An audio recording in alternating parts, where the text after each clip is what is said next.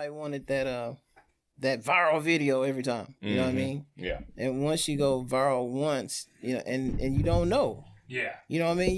You put out so many videos, and then that one that you least expect. Yeah. Just bow, you know what I mean? And then you like, oh, so then it's like people tuned into you, and then it's like, it's just the pressure for every video, and then you still got life. Mm-hmm. And life, it's a hard balance. Yeah, life ain't always put you, you know, you gotta be in a good mood. Mm-hmm. You know what I mean? It's hard to fake it. Right. You know what I mean? And I never wanted to fake shit. You know what I mean? It is what it is. You know what I mean? And so after a while, I just got tired of it. Yeah. They was like, where'd you go, man? Just got tired.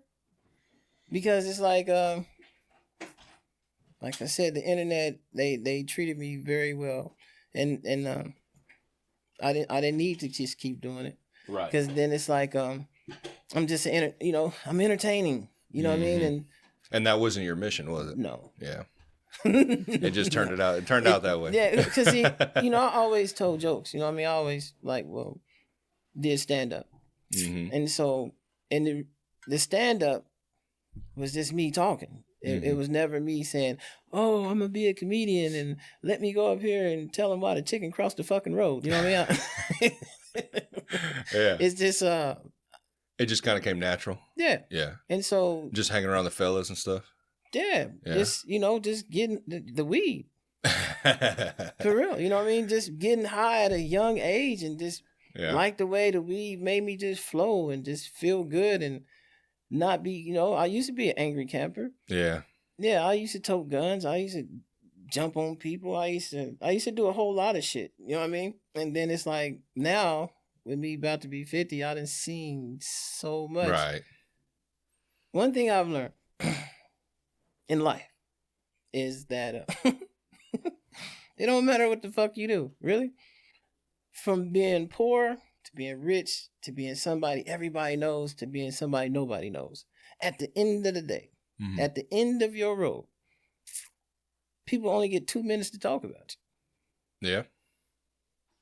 And you did a lifetime of shit. That's true. Everybody sees you differently too, at different stages of life. Yes. So everybody knows a different version of you. Yes. Yeah. Yes. Yeah. Because it's people that go back and like, man, I remember we used to do this, that, and the third. When I had Dion, he was my youngest at the time, and he's getting older. So then, we run into people that I know from back before he knew who I am now, you know what I mean? And, we would sit back and just swap stories, and then he just look at me like, who the hell are you? You know what I mean? And then it's like, once you just give a relationship with God, he just changed all that. Like, you don't even want to be nowhere near that person. You don't nowhere near want to be an angry person. You nowhere want to be a person where people are scared to approach you. But I think that's the goal, though. That's the growth and maturity, that comes with age. I think I've always thought, though, what's the answer of stopping the younger generation of having to go through the same cycle? You know what I mean? Well, or is it just natural? That's how you have to sometimes figure shit out, and you have to grow and mature. There's nothing you can really do to teach that.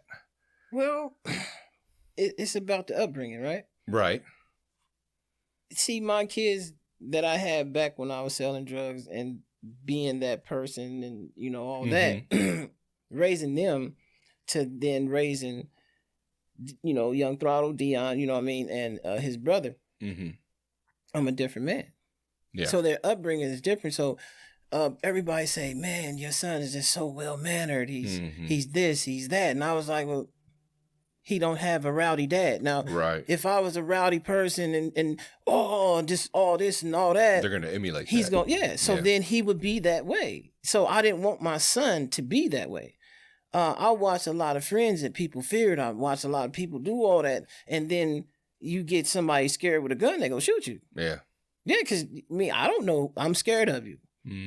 See, when you was, back when I was a gangster and I was around other gangsters and that's what they wanted. They wanted you to run around and pump fear into people. But then it was like, once you start getting older and start having more kids, and you start to realize, like, I had an incident where I had my only son at the time, and I ran into a guy at a stoplight, and we had problems. You know what I mean? Like, we was shooting at each other, and doing all that. He didn't know that I had a baby. He didn't know that my son was in the back seat. He didn't know. But he was so scared. He didn't shoot at me. You know what I mean? He just pointed the gun and shot in the air and drove off. I didn't take it that way, I've been kicking your ass every time I see you. So now you go do this, and I got my baby in the car, and I just made it all just, like really work myself up to go. The disrespect. Right. Yeah. To go do a murder. Mm-hmm. And I didn't care. And just something told me, I got all the way there and knocked on the door, and I was about to do something to somebody who had nothing to do with nothing, but it was just me being angry. Mm-hmm. And then something made me just not do it. What do you think it was? Your kids? Nah, man. I never understood until I started to get the relationship with the big guy. And I sit back and think about all the times that, because once I left the streets and just started living life, I was like, why me? Why didn't I get killed with everybody else? Mm-hmm. Why didn't I go to jail with everybody else? But then once I got that relationship with him, it was like, because now I have a mission. Right. And my mission is to really try to save lives as much as I can. I don't care if it's one or two, but I just know once I leave, once I get there, because I want to leave somebody. I want to leave an imprint, what I mean? Right. I don't want to leave just a positive imprint. Yes. I don't want to leave just being some fucker on a t-shirt. Right. Because all they do is just put it in the laundry, and they wear it that one time, but they don't wear it to go kick it. Yeah. They wear it to go fucking wash clothes. I know, and it's always sad, bro. It's always sad that, like, literally, man, like, it's life. No, but it's just sad because you're right. You just end up on a t-shirt, and then they forget about you. Only the real, like, you have like a handful of people that'll keep your name alive, and then everyone else fades away. Yes. The girl that you were in love with, she's out getting fucking with somebody else. You know what I mean? The car you spent so much money on, somebody else burned around with it. You know what I mean?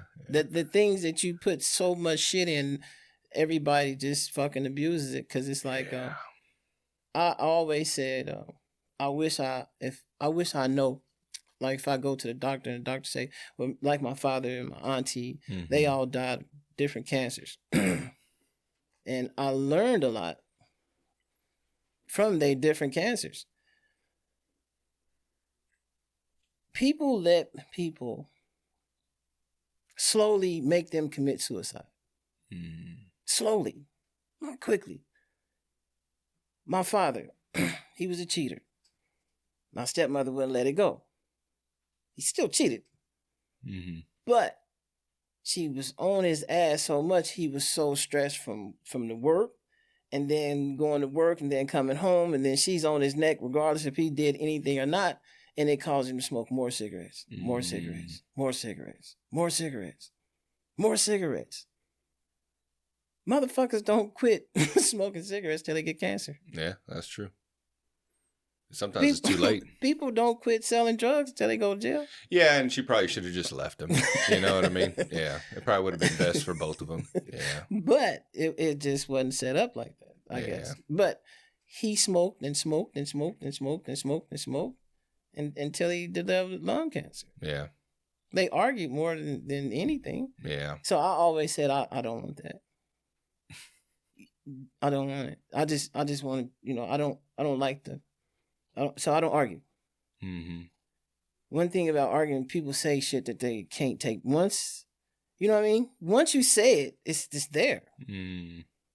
Like like right now, you don't know what the fuck I look like under this hat, right? If I took my hat off right now and I was George Jefferson, slick fucking bald, and put it right the fuck back on, you couldn't unsee that. Yeah, that's true. Now, even though I put my hat back on, you still see the George Jefferson. And so once people see you for who the fuck you really are, It don't matter. Yeah, you can't change their mind. There we go. Yeah. So you just got to understand life and just understand people are not going to be perfect. Yeah. You got to trust people to be who they are. If you hanging around a crackhead, right? Mm. Well, if it's crackhead Ronnie that you got hanging around and this comes up missing, well, you really can't get mad at crackhead Ronnie because crackhead Ronnie's being a crackhead. Right. And he's going to do crackhead shit. Mm-hmm. So it's either you watch your shit or just don't fuck with crackhead Ronnie at all. Them is your two choices. There is no in between. No, I'm going to fuck with crackhead Ronnie because crackhead Ronnie is going to respect my shit because I am who I am. But no, crackhead Ronnie respects that crack before he respects anybody. Or crackhead Ronnie going to mow your yard for $10. There you go. So crackhead Ronnie's always... Hard to get rid of crackhead Ronnie. So then you like, well, that wasn't shit anyway. Yeah. Fuck it. You know what I mean? Yeah. I still can't get the labor. You know what I mean? So he makes it up in the cheap labor. But you can't get mad for people for being who the fuck they are. Yeah. No matter how you know, how mad, how you want them to be. Everybody want perfect people. But there's no perfect person. Yeah, that's true. Nobody's perfect. We all got skeletons in the closet, so man. That's why I always, no, not me. Not me. Nothing? Nothing. Nothing? No regrets? No. I regret, I used to regret, you know, well, I'm showing my regrets of me being in the streets, me selling the drugs that I sold. You know what I mean? Me being a product of my environment and me knowing I knew better. See, the whole time I was out on the street, I never prayed. I knew where I was going. Yeah. I knew what kind of work I was doing. But were you really that in tune at the time? Because when you're young, you don't think about that shit. I've always been in tune. Really? Because when I was younger, I didn't think about shit like that. I mean, I did to an extent because I did have a kid at a young age. I was 18. So I always tried to make sure that I worked, you know what I mean, to provide. But at the same time, I was still doing shit I wasn't supposed to be doing. Well, know? But I mean, I did a whole lot of shit I knew I'm supposed to be doing. Yeah. I knew it was wrong when I did it. You know what I mean? Yeah. So if you have a self-conscious and knowing what the fuck I guess I knew it was wrong, but you kind of say that, fuck it, you know, whatever. Well, see, I still had some kind of conscience. So it's like when you try to be a person that's good-hearted, but still you got to be streets. Yeah. You good-hearted, and then you so good-hearted when you finally snap. See, that's the part that I had to learn how to control. Because I still was good-hearted. Right. I wasn't out here just being a monster. You had to wake the monster up. You had to set him up. You know what I mean? It wasn't like I was just out here just being a fucked up person. At the end of the day, you know, if you was my neighbor and your grass needed to be cut, I had it cut. When my snow got shoveled, yours did too. If you was needing something, if I see a good, you know, if I see the man come around trying to do a disconnect notice on your whatever, because I'm always there, I pay it. You know what I mean? I knew what the fuck I was doing was wrong, but I never really understood the backlash of it, of what it's like on the other side, until I went to drug class. I got caught with one rock. Really? Rock I got caught with. And so they had diversion. So I never had no felonies. I never got caught with any drugs. As much drugs as I sold, they caught me slipping with one rock. So they gave me a diversion class. And then I was in diversion class. So I had to say I smoked crack. To get out of it. To get out of it. Yeah. So here I am. I'm not the seller, I'm the user. Have mercy. Yeah. So that was... It was wild, and it was an eye opener for me. Yeah. And I still sold crack, but you know, I don't know. I sold crack with a conscience, I guess. You know what I mean? If you was pregnant, or you know, if you said you wanted to quit smoking crack, I help you quit smoking crack. Yeah. I just give you bad crack. Yeah, it wasn't all about the money. It was about the money a little bit, but not. You weren't going to sell your soul that much for it. Yeah. No. Selling it to kids and shit. Right. You know, so it was always. I'll never forget the classes though, man. We had to sit in class, and the counselor was a drug user himself that rehabbed, and so he was like, so today we go talk about what were some of the craziest things you did to get high. So I'm sitting up here like making up shit. No, I couldn't even do it because like the stories that they had. Well, had you ever tried it? Fuck no. Oh, okay. I've never tried nothing. So you're just telling stories from people you've probably seen? No, I couldn't. No, because the stories that these fuckers was telling, there's no, I'm always that motherfucker like, you tell a story, I'm gonna try to, one up your motherfucking ass. You know what I mean? It's just camaraderie. For sure. Well, in that situation, I was cool on being silent. You know what I mean? Because, all right, it was a guy. He was on meth. This is when meth just really started hitting because it was a while back. And so he had to say his name and he had to say his drug of choice. And he said, my name is such and such. My drug of choice was meth. Mm-hmm. Okay. So what was the craziest thing you did to get high? He said, well, he would get high and then he would run around and snatch air conditioners out of people's windows. Oh, shit. And then he was talking about some of the funniest shit because he was like, he snatched the air conditioner. There was some old ass man sitting there, you know what I'm saying? Cool. Butt ass nigga. And he's like, and then, he was just talking about all kind of shit, man. And so it was a prostitute, you know what I mean? And she said that she had to like knock off 3 dudes. Mm-hmm. And she was like, normally she charged $20 a person and they just gave her a dime, you know what I mean? And I was like, wow, you know what I mean? She's like, they had me sucking my jaws is tired. The one, his little nuts are stinking. I was like, okay, all right. So they said, Mr. Logan, I said, pass. I can't top that one. I can't, man. I don't want to. Shit, man. That's always sad, bro, to see people get to that stage, man. I used to work on a project down there off the 30s, off Garfield. Mm-hmm. And, man, dude, like some of the shit I seen by that BP gas station down there. Mm-hmm. Oh, man, dude, one time I seen this naked dude in the middle of the road just out there dancing, bro, high off his ass. Well, that's all the time. I know. Yeah. And you don't want to see the naked broads. Yeah, they probably look the same. No, it's just the nuts is on their chest. Oh shit! Now we were just talking about Randy's shop, man. Yeah. Some of the crazy shit I would see down there when I'd go down there. Oof. Randy was right there in the heart because he had the one crazy dude that's always he's fit. Some bitch be on the corner doing push-ups and pull-ups and all that, but he's a fit crazy crackhead. He's a fit crackhead. Yeah. Yeah, he's fit. But crazy. Yeah. Scary. Yeah. Because if he knew, you know what I'm saying, that most motherfuckers my age and shit, we don't do push-ups and run and nothing. This motherfucker up here doing push-ups and he's walking all day. Mm-hmm. So he really can go around and physically, you know what I'm saying, if it was a fist fight, you know what I mean? He probably can kick everybody's ass because he's already getting his ass kicked all the time. Once Randy moved out of there, I was working for the guy who owned the building, mm-hmm. and we were turning it into a restaurant. Yes. And I was down there one day checking on the property, and there's a dude with no eye. Yeah, like that's one him. eye. Yeah. Oh, that's the dude? Yeah, that's the dude. Yeah, he ran up on me, dude. He lost his eye because somebody wasn't fucking around. Because he would always be pointing his finger like he got a gun. Aggressive, too, bro. Yeah. And I swear to God, bro, I always had a gun. There's no way I was going to go down there. I don't go anywhere without a gun. But when I was down there, bro, that dude multiple times, mm-hmm. I was like, man, I'm gonna have to end up fucking shooting this guy. Because he would be. They got plenty of videos, mm-hmm. but he got a hold of a pink Power Wheels Jeep, mm-hmm. and he from the car wash. He his heel, so he would coast all the way down to Randy's shop in the turning lane. Mm. That's crazy. Big grown one eye motherfucker, you know. Yeah. Yeah, I think the dudes up the street like talked to him or some shit. There were some dudes up the street. Yeah, that's his family. Oh, is it? Okay.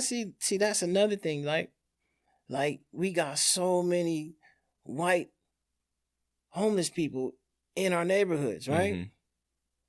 Mm-hmm. You only run around the neighborhoods that you grew up in to be homeless in. Because them is that well, if I was homeless out here. Well, why the hell would I be down on 35th and Prospect? You ain't lying. I don't know nobody around here. At least yeah. around here, if I go around here, somebody grandma feels sorry for a motherfucker and throw a nigga oatmeal cookie. You know what I mean? You know what I mean? Somebody. Yeah. But the fuck, ain't nobody throwing shit. Motherfuckers ain't gonna throw garbage at your dumb ass. You know, everybody just gonna say, and mind their business. I didn't know they were related to him. Yeah, because I think they had talked to him or something like that, and then he chilled out after that. Yeah, so. no, he knows. You know what I'm saying? He got family, but we got an invasion of just because you go down in the hood, and we got white people camping just in bushes. Yeah. Like over there behind Superfleet and shit? Behind anything. Yeah. Any bush. They got a whole village back there. Black people don't camp. We don't camp. You know what I mean? So it's like... Bro, honestly, you're blowing my mind right now because I didn't even think about that. It's kind of like, you ever seen an Asian person pumping gas? No. Have you seen a homeless Asian? Dom, have you seen one? I haven't either. I got one for you. I got another one for you. Yeah. Have you ever seen a Mexican work at Taco Bell? No, I don't think so. No. Burger King, yeah. McDonald's, maybe. Yes, they back there making motherfucking Mac tacos. Bro, the Burger King on Mission, over in Mission, Kansas. Yes. Man, them motherfuckers are fast, bro. You order it, by the time you get out, they have it out the window. Listen, it's a whole motherfucking team of Mexicans at Popeyes. Yeah. Yeah. That's crazy. I never thought about that. Yeah, I've never seen a black dude with the tent. Yeah, camping. Right. There you go. That's fucking wild. But I can tell you. Why is that? It's designed. The government. Huh. But where do the black homeless people go?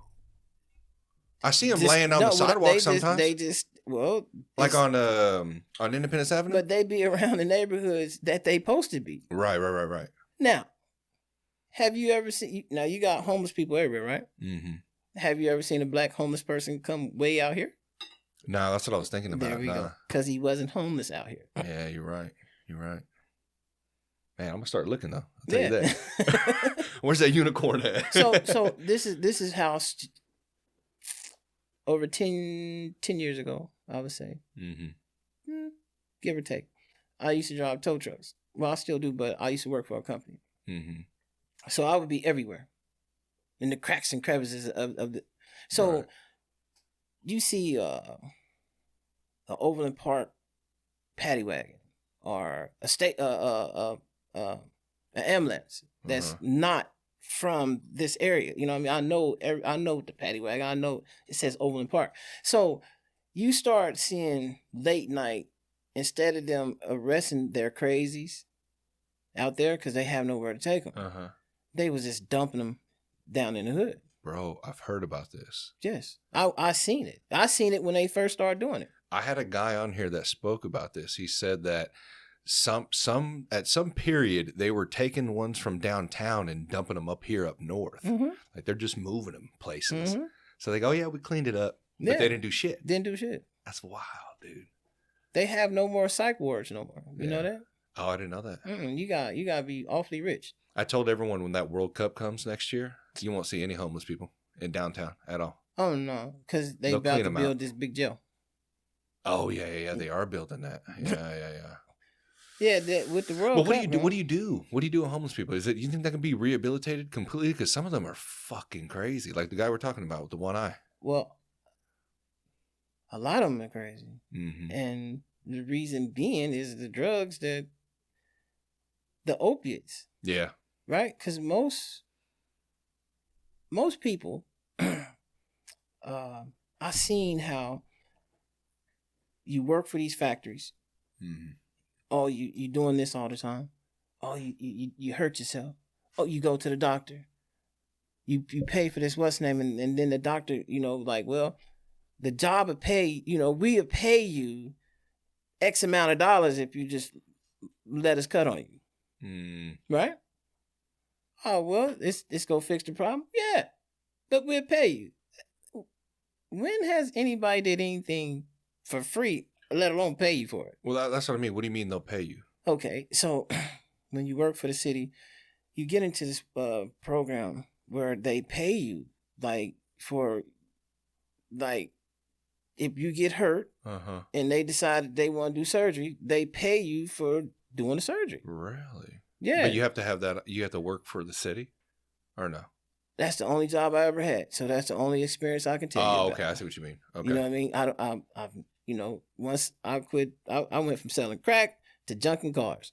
Mm-hmm. Then you know, had a baby, got married, got a job, quit the job, went back to selling junk. I know what you mean, though, but what I think it is, too, I don't think it's just drugs. It is drugs, but I think it's the combination of economy as well. Mm-hmm. They had this Mousetopia test. Mm-hmm. I can't remember who conducted it. I talked about it a long time ago. They took all these mice and they put them in an environment where it was good. Yeah.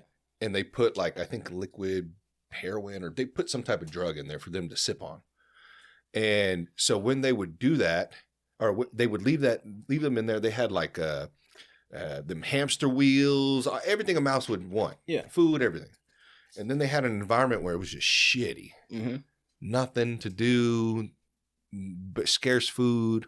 And they put the same drugs in there. Mm-hmm. Which one do you think went after the drugs more? The shitty one? Yeah. Because environment plays a factor. I mean, even I notice even with myself, man, like when I'm going through some shit, you know, it's like, and I'm a lot better at now these days, but I'd be like, man, I just want to go get fucked up. Let's go have a beer and let's just forget about this shit, you know, smoke a cigarette or, you know, do a couple bumps, fucking smoke some weed. Yeah. To not remember, just to get away for a little bit. But then it comes back. It always comes back. Always comes back. But then some people get into that cycle where they're like, I don't want it to come back. So I'm just going to keep doing this shit. And I'm not going to stop.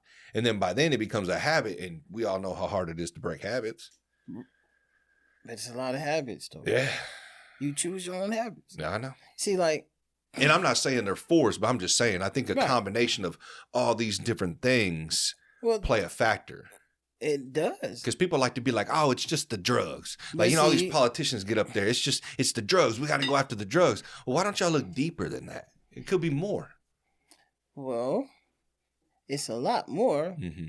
But if you think about it, it still goes back to the drugs. Right. Okay, so let's say you had a traumatized childhood, right? Mm-hmm. Why the fuck would you have a traumatized childhood? Well, if your daddy and your mom was on drugs. True. Then that's mentally fucking you up. Then you have, this is the era where all of But what did mom and dad go through? I'm not giving them an excuse, but what did they, everything has a story. Right. You know what I mean? Mom and dad probably went through abusive drunk. Maybe. It was alcohol. Yeah. You know what I mean? Somebody could have been touching motherfuckers. You know what I mean? No, it's sure. So much shit that you go down that rabbit hole. So many different scenarios. So many different scenarios. But what I've seen is the way you get urban America on drugs. Mm.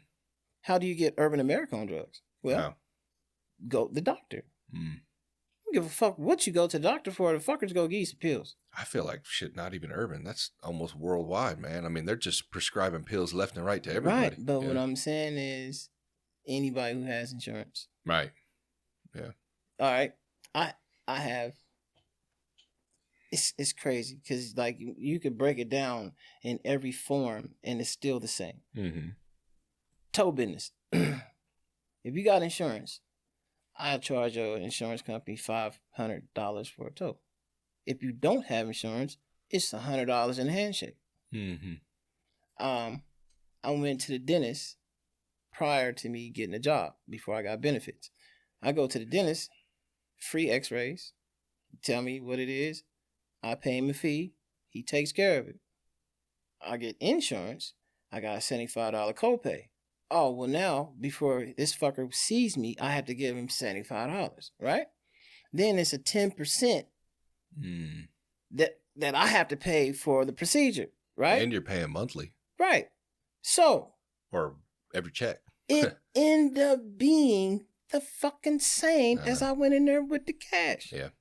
That's the pyramid scheme, though. Right. So what I'm saying to you is when you have insurance, they're going to prescribe you drugs. Right. Don't matter. My daddy had a suitcase before he passed away. I thought he was going to, the first time I really sat down with him when he had to take his medication, I'm thinking he's trying to kill himself. Mm. I'm like, what the fuck? Bro, you just took 50 pills. Well, this one is for this, but this counteract the shit that this is going to cause. This is for this, and this is going to counteract the shit that this going to cause. And this right here is for this, and it's gonna help me shit because all these pills gonna get me backed up. You know what I mean? Make me constipated like a motherfucker. Right. And then that pill is red. The motherfucker's probably about this big. But you take that motherfucker, man. Oh my God. You cancel if you ain't backed up, it's the liquid Drano for your asshole. You know what I mean? I don't give a fuck what. You don't need no enemas. You don't need shit. You take this motherfucking pill, and you not fucked up. Mm-hmm. I'm gonna tell you what it's gonna do. Cause see, this is when I figured my stepmother was an evil bitch, right? Mm-hmm. So I got a headache. Oh, you just need shit here. You know what I mean? And give me this pill. Mm-hmm. Fuck my whole day up. I couldn't go play or nothing because you take the pill and then you say, all right, I'm going to go play. And right when you done sat around and did some shit and then you decide to go play, your stomach say, rawr. Yeah, it turned everything in my stomach into straight liquid. Damn. I'll never forget that red pill. I will never forget that fucking red pill. I guess back in the day, though, man, they didn't have access to information that we have now. You know what I mean? So they didn't know. You know, that's the shitty part. Yeah, well, my stepmom maybe that. Yeah, maybe she knew maybe the red pill. She knew about that motherfucker. She didn't get out of 3,000 pills between them two sons of bitches. She was looking outside to see you run? No, because I stayed in the house. It was no going outside. She knew where I was at. That's crazy. Once she gave the motherfucker the red pill. Where'd you grow up at? Everywhere. Oh, yeah? I started off on 64th and South Benton. My mama moved me out on 95th and Bannister to try to... This is right when crack hit our neighborhood. First, you know, we knew nothing about crack. It was weed. What year was this? Shit, a long time ago. Like 80s? Yeah. Yeah. Yeah. I watched it. I watched how crack destroyed you know, we had the cleaver. You know what I'm saying? We was poor, but we wasn't poor. You know what I mean? My mama was a hustler.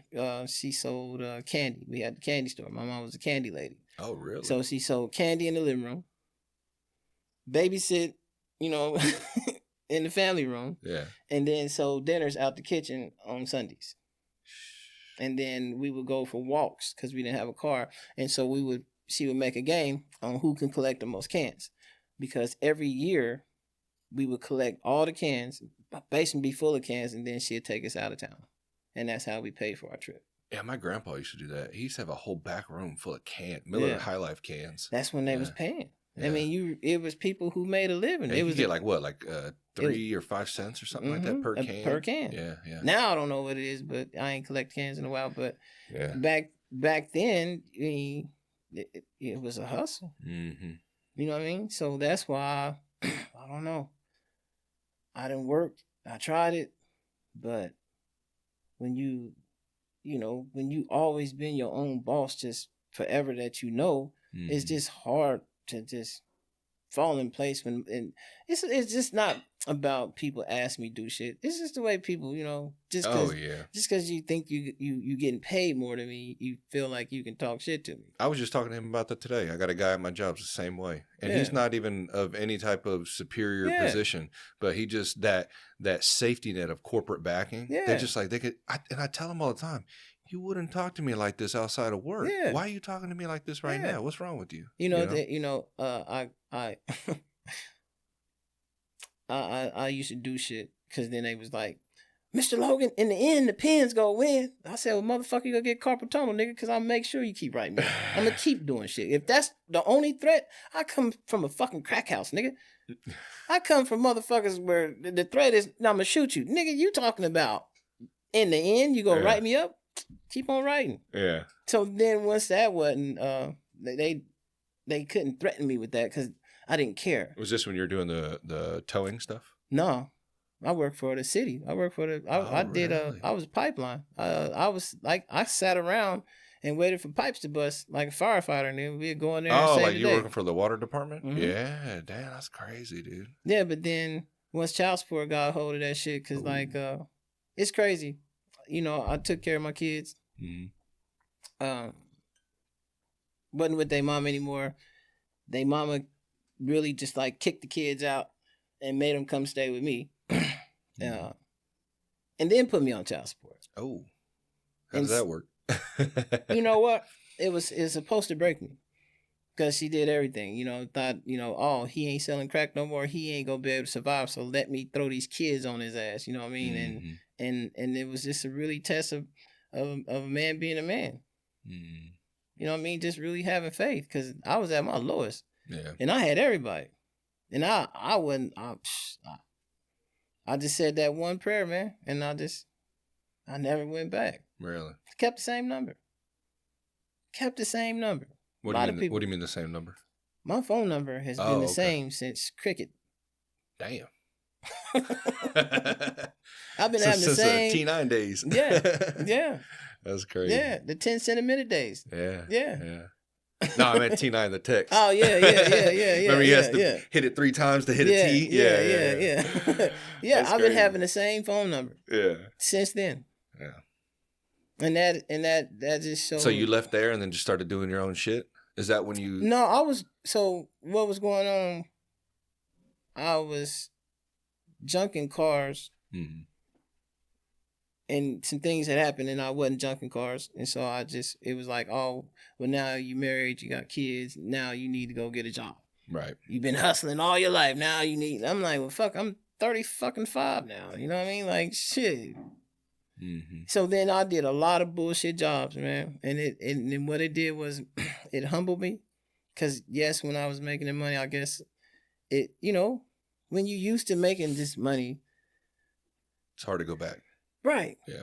Because then you so used to being able to pay for everybody. Mm-hmm. And then you can't even pay for yourself. Yeah. And it's a mind Now you're looking thing. At prices on the menu and shit. Yeah.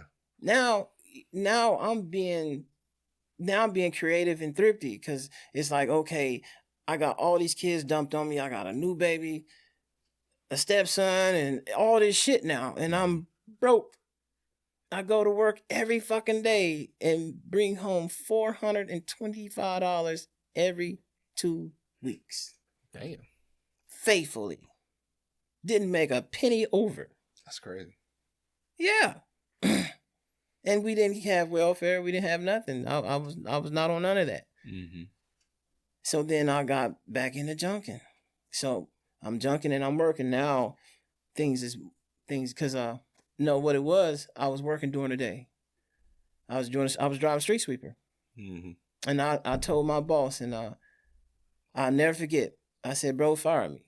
I ain't no quitter, and I know I know y'all pulled a lot of strings to get me in, but fire me.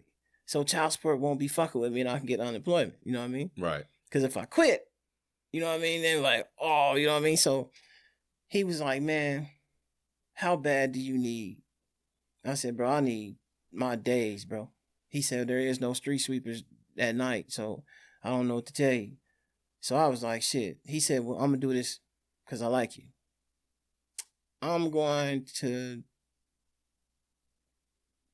time you in. He timed me in for 2 weeks. Really? So I can get my paycheck and allow me to go make some money. And when I came back, I said, bro, I appreciate it, but I can't stop. Yeah. I can't, because I'm bringing in my paycheck every day now. And now you asking for me to give this up just to come back to this bullshit. So my cousin worked, he was over pipeline. He was like, hey, and they always scared me with pipeline. They was like, man, motherfuckers get killed. They gonna work the shit out of you. Mm-hmm. And I was like, man, ain't nobody work the fuck out of me. Went to nights. Didn't give a fuck what my paycheck was. Didn't care. Didn't have I didn't even have the bank card. I didn't even know what the fuck I made. Because now I'm working nights. I'm making more money. I'm getting double time, all this shit, time and a half, overtime, because now just shit, I'm working 5 to 3 in the morning. Damn. So anything, I'll get off at 9 o'clock in the morning, shit, I'm going back to go junk. I done made some money. Damn. When the fuck did you sleep? I didn't. I didn't. Shit. I had to. 3-4 hours here and there. I was sleeping in the tow truck while we was riding. Damn. Because I would do that every day. And then I got blessed with the car lot. And then when I got blessed with the car lot, I was still going to work because then I'm going to the auction and now I'm selling cars to the people at work.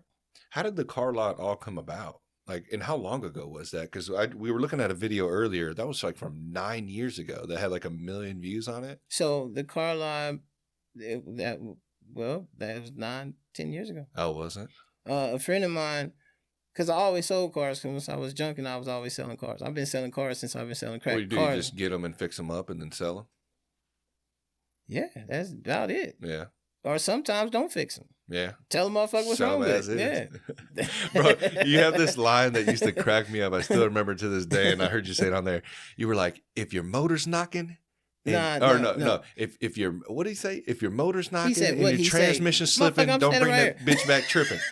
What did that shit say? What? No, I said no. Yeah. Huh? Oh yeah. You said he's like, what did he say? And I'm like, because I remember it, but now I'm stumbling over it. Yeah. So if the motor ain't blown up and the train ain't slipping, don't bring that bitch back tripping. All cars sold as the fuck is. We sell motors and transmissions. The rest of the cars free, fucker. Yeah, that shit cracked me. I remember seeing that a long time ago, dude, and I was just. And that was just something.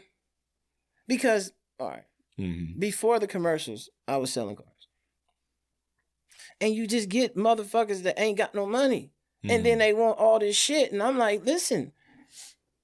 Well, let me make payments, and I was like, can you borrow the money from your mama? And they say no. I said, well, if your mama don't trust you, why would I? Wouldn't your mama give a fuck about your grandbabies? Because they always, how I'm going to get my baby back and forth to daycare? Bitch, ask the nigga you got pregnant by. Why the fuck? It has to be on me because you ain't got all the money. That's when the baby mama specials came There in. You go. There you go. There you go. Because then I would go to the auction and you really didn't have nobody like me at the auction. Mm-hmm. Everybody was conservative. You had the Iranians that just mess with the Iranians. Mm-hmm. They might have messed with the Africans, maybe, you know what I mean? But you had the whites that just really didn't fuck with nobody. Mm-hmm. And then you had the blacks that's trying to figure shit out. Mm-hmm. And I just didn't like the diverse of it.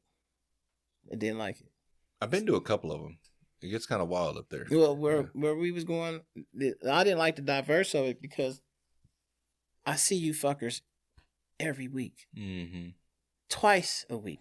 3 times a week. Sometimes because we picking up cars. So it's like, if we all in here bidding on the same bullshit, you know what I mean? Because the Iranians, and they stayed with the foreign cars. They like the Hondas and the Toyotas and all that shit, you know what I mean? But they fought with the Nigerians and the Africans over the same shit. Because they all like that shit. You know what I mean? The whites, they just had a fucking list on what the fuck they come to get. The blacks is just out there trying to steal anything under 500. You know what I mean? Bro, I must have been clueless. I didn't know any of this shit was going on. I've only been out there a handful of times. So the brothers out there, they 100, yeah. You see all the black hands. You know what I mean? As soon as that bitch go over 500, you see nobody. Niggas like, fuck. You know what I mean? But if a motherfucker get a car for $300, these niggas in here act like they won the lottery. So it was more, I made it more entertaining. Yeah. It was entertaining. Yeah. They set me down. They liked me so much because I bought so many cars. Shout out to SRG.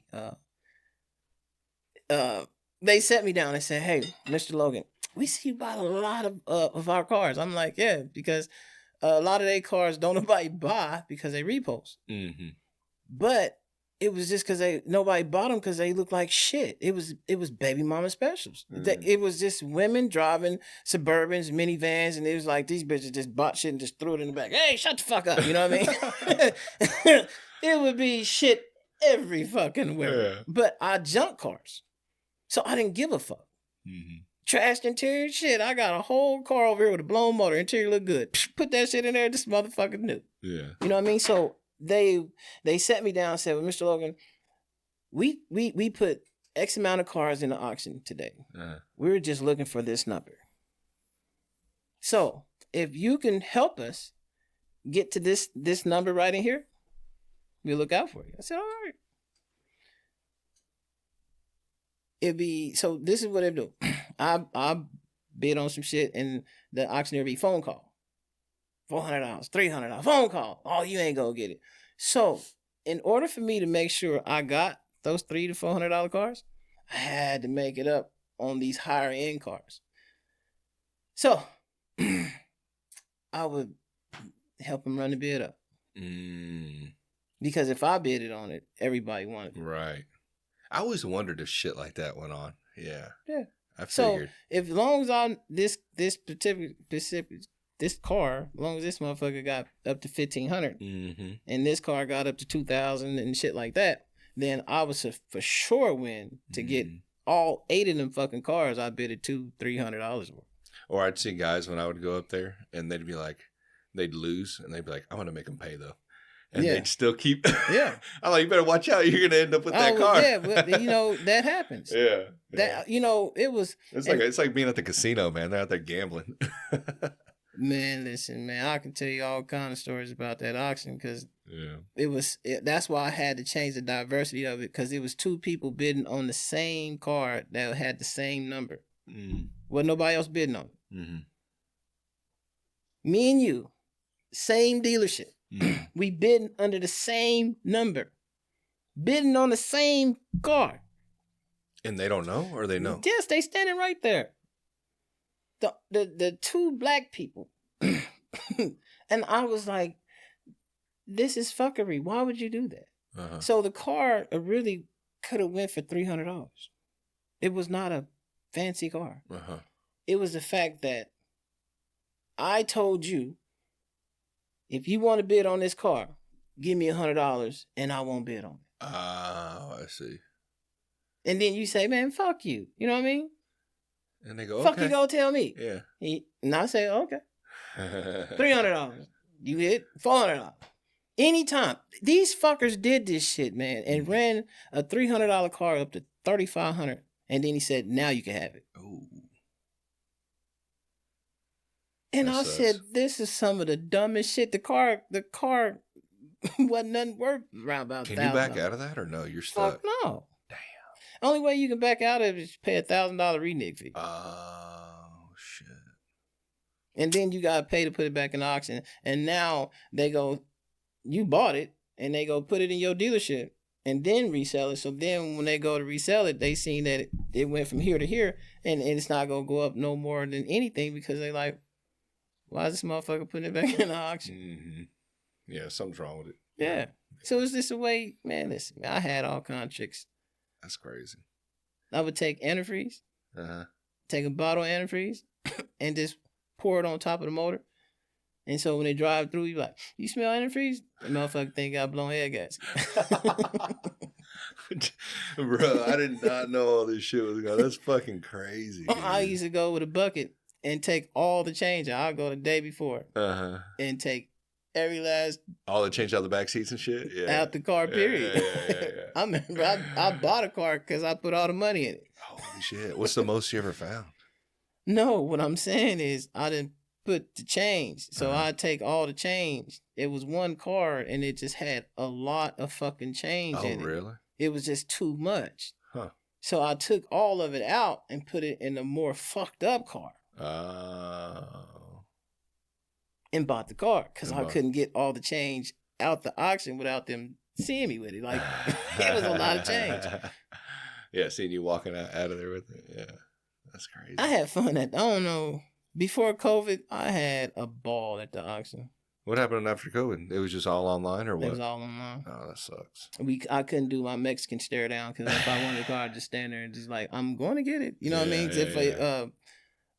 A few cars, one of my Cadillacs, the famous Trans Am that started all the smoky tire shit, you know what I mean? I seen it and I said, I'm coming to get it. And I told everybody, I'm getting this car. And they said, oh, you know the white boys gonna go up against you. Ain't nobody else gonna go up against you. And I was like, I don't give a fuck. I'm getting this car. Ain't sure enough. Yeah. The hot rod boys like, oh, that's a WS6. I said, I know. And I'm getting it. And I got it. And I was going to fix it until I got to driving it. And I was like, why? I can't see it from the inside. The motherfucking back quarter tore up. Can't see it from the inside. I was having the ball. The steering wheel turned and the gas pedal went. And we started Smoky Tires, Not Your Homies, 2017 on 59th and Prospect. Oh, 2017? We brought, that's a while ago. 3,000 plus people down there in that corridor, which had a history of murders, bunch of violence. That's why they had to shut it down. See, they shut that whole corridor. They shut the car wash down, the club. They shut everything down because it was just a killing field. What was it, like a hangout spot? Yeah. You had a club and then you had a car wash. Everybody went to the car wash from Swope Park. Right. Everybody hung out at the car wash. That's at the car wash. That's where all the drug dealers hung out. Yeah. And that's wild. We did it 9 weeks in a row and had not one incident. Oh, really? Not one. That's 3,000 plus people in one general area where everybody had guns. Backpacks full of guns. I would make them take all the guns to their car. I would talk to them. How do you think you were able to do that? Well, like to get everyone to kind of chill out and not, Well, no, because like I understood like when the Father's Day, second weekend after Father's Day, the police showed up and they said, all right, Mr. Logan, you're responsible from everybody from 63rd to 55th. You still want to do this? And at that time, it was probably around about 200 people out there. And I was like, 200 people, fuck it. Yeah, I'll take it. And they got bigger. And it got bigger. And it got bigger. And it was just big. But I would always start the show off by telling everybody, take your cell phones out. Record. Do a 360. Record. Everybody here. We not snitching, we telling. And the police thought that, because the police heard, and they thought that I was about to get bum rushed. And I didn't, because everybody understood what the fuck I was saying. Right. You do anything around here, we not letting you get away with it. See, that's the whole thing. Like, you live out here, right? There's crime everywhere. Right. But it's not so much crime here because motherfuckers know people going to tip. Right. They know it. You don't fuck around. Yeah. Some lady go peep out the window with your license plates. You motherfuckers go show up in court. Yeah. You do anything out this way, they pressing it to the fullest. No, not down in the hood. So that's why you got crime, stealing, because people sit up there and just watch it. Who started that? The crime no and stealing? No, the no snitching stuff. Well, it started when we were selling drugs. It was just saying, because see, that's when you start having black people tell on black people because of the time that they was offering. Right. I'm talking about it was, the plea was 30 years. Yeah, it was crazy. Yeah, so I'm like, oh, okay. Now you think about it. You know what I mean? You hardcore gangster started off, and then you start selling crack and start to be a kingpin. Yeah, now you're not so gangster no more because now you just smoking weed, sleep with women, and doing what the fuck you want to do. So you're not physically in shape. So yeah, if motherfuckers say, well, bro, we about to give you 30, but we give you 7 if you tell on your friend. Right. Motherfuckers like, okay. I'm in my 20s, I'm in my 30s, 7 years ain't shit. I'll get the fuck out. They'll forget about it. Yeah, but I always wondered, why can't we draw a line to where when it's senseless and it's some guy trying to make money? Right, but see, that's the thing. See, they always kept saying snitches get stitches and all this other stuff, so nobody never said, hey, that's just on drugs. Nobody just determined, like, it's just for drugs. Don't be telling on me if you get caught. You know what I mean? But nobody never pressed the issue and said, hey, this motherfucker did something. And it's crazy because I witnessed a lot of shit, right? Never said nothing because I was in it. I didn't want to be a snitch. You know what I mean? I was blinded like everybody else. People stopped fucking with you. Yeah. So then once I became a citizen, I was no longer a drug dealer. That's just like once you quit a job, them rules don't apply to you no more. Right. The rules don't. The rules at that fucking job don't apply to you here at your house. True. So once the rules don't apply to you no fucking more, then you like, well, fuck, bro, listen. This is deterrent, you know, because then I started going to meetings and finding out, you know, and going to crime scenes. I went to probably over 200-some crime scenes in one fucking summer. Really? Right. I knew every fucking body that was laid up.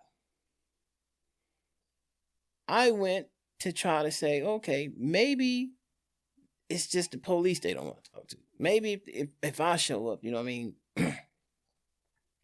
This is the scene. Pow, pow, pow, pow.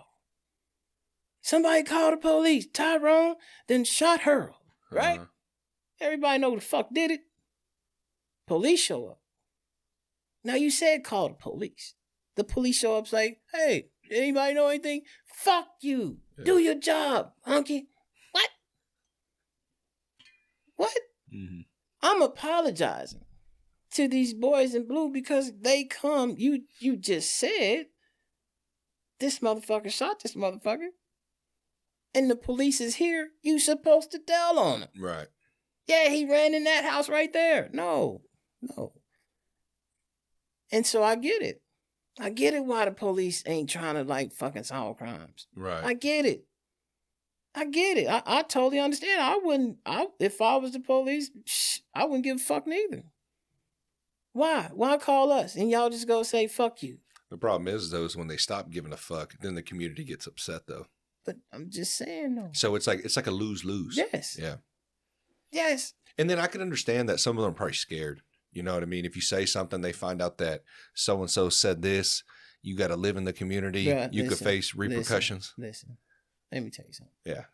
It ain't like that. Really? It's not like that at all. These motherfuckers ain't shooters. They just shoot. They yeah, they're not hitmen. No. Yeah. They don't aim. Yeah. Back when I knew killers, these dudes carried 22s, Dillingers, shotguns. They didn't carry assault rifles and 100 fucking bullets. They walked up on you, they shot you. That was it. It was end of discussion. It was no. They had a target. And yes, yeah. and they sit and waited on you. You did something. Mm-hmm. You did something. Not spray and then kill a little kid down the street and it sleeping wasn't just in their house. Because of, you bumped me at the gas station, you looked at me, you fucking my broad, you know what I mean? It was none of that. So you got too many sensitive people with guns. Yeah. They don't fight. Everybody's scared to get punched in the mouth. What do you think changed that? Guns? No, but I understand guns, but like, what do you think changed that mindset from where it was more music? Music. Music. Yeah. I can sit and tell you because like movies. Yeah. Movies and music, right? Yeah. So the music, right? Before it was gangster rap, what was it? Breakdancing. Yeah. The worst 70s, thing that somebody would do to you is imaginary take your head and hump it and kick it. You know what I mean? Yeah. You might get in a fist fight afterwards. If you've seen some motherfuckers coming, these motherfuckers got a fucking radio, big ass boombox, not a pistol, big ass fucking boombox, a clock around his goddamn neck, baggy ass clothes, and another motherfucker carrying a cardboard. Mm-hmm. And the challenge was on. Mm-hmm. Everybody fucking walked away. No problem. Right. Then the music changed. And then when the music changed, then you got gangster rap. Then you got the gangster rap was the internet before the internet became. And so gangster rap and music, we never went to LA. We never knew about the LA gangs. How we know about it? Music. Yeah. Movies. There you go. So then when you are in that era where your mind is programming shit on who the fuck you want to be and what direction you want to go, well, this is what you emulate. Right. The shit that you see. So if the music would have never went that direction, because you had more conscious rappers. Right. Queen Latifah was a conscious rapper. She was all about women in power. Mm-hmm. Public Enemy. Yeah. You know what I mean? LL Cool J. Yes. And the list go on and on. But then it went into the gangster rapping, and if you didn't go into the gangster rap, you went into the booty shaking. Yeah. Now you got your sexy reds. There you nowadays. go. No, I don't even know why he put sexy anything. They should just call it red. Like old crackhead. Like old crackhead red down there. You know what I mean? What the fuck? Who the fuck put sexy on that? Have you noticed everything that is worse is good? Yeah, that's weird. Listen, now that you put it like that. Listen, look. It's like more extreme is cooler. At your fucking internet stars. Mm-hmm. Your sensations. The no neck motherfucker. How is he rich? He ain't got no neck. And so then he does videos with long neck. Oh, yeah, I remember that. Yes. Yeah. So you get a motherfucker that's built like an ostrich and another motherfucker like a turtle, and then you put them the fucking together. And now these motherfuckers is making more money than me and you. I remember What's wrong with your neck? Ain't nothing wrong with your goddamn neck. You know what I mean? Yeah. But see, you gotta be it. And Shamar, the gay retard. Come on, cuz.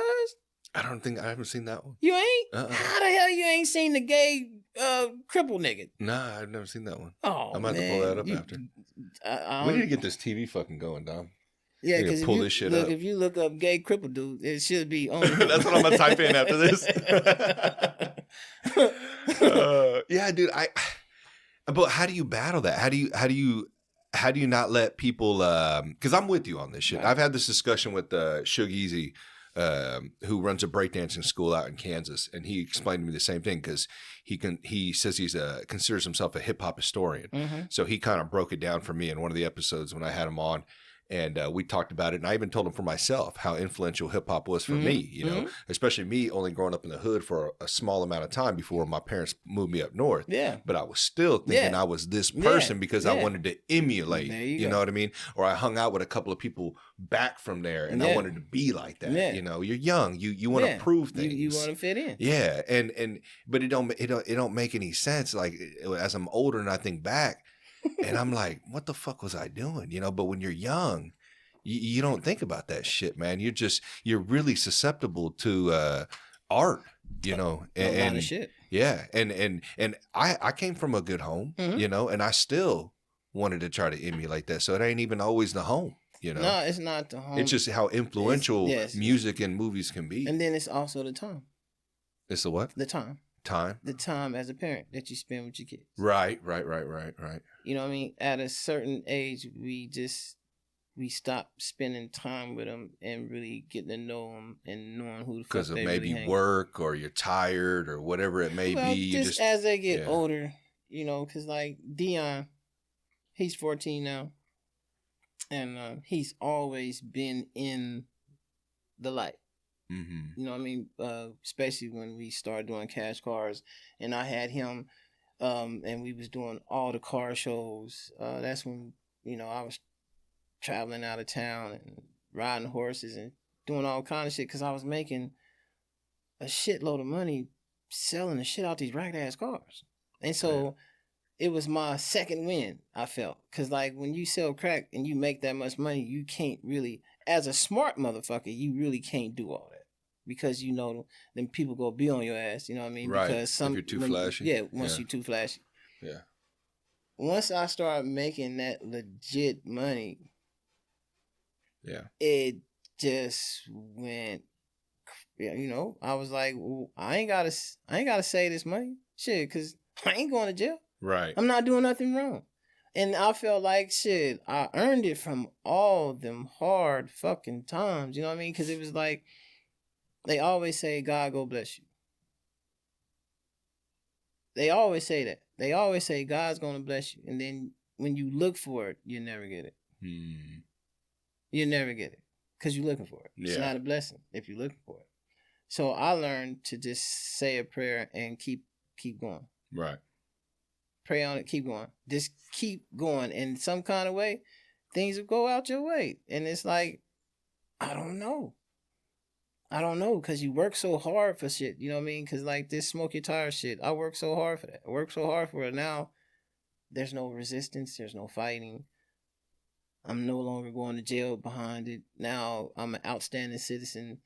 You know what I'm saying? They pull me over. They know who the fuck I am. They let me go. You know what I mean? It's not the same no more. Right. The fight is over. Mm-hmm. Now, I can just freely do what I feel like is God's word. Yeah. It's try to, you know, be some kind of influence on somebody's life in a positive way. And you think a lot of the times you can't get that from doing things positive. It's always negative that attracts attention. I know, but it's hard. Listen, I'm telling you, it's hard. Mm-hmm. It's hard. I never, and that's why I fight so hard, because I know what I'm doing is right.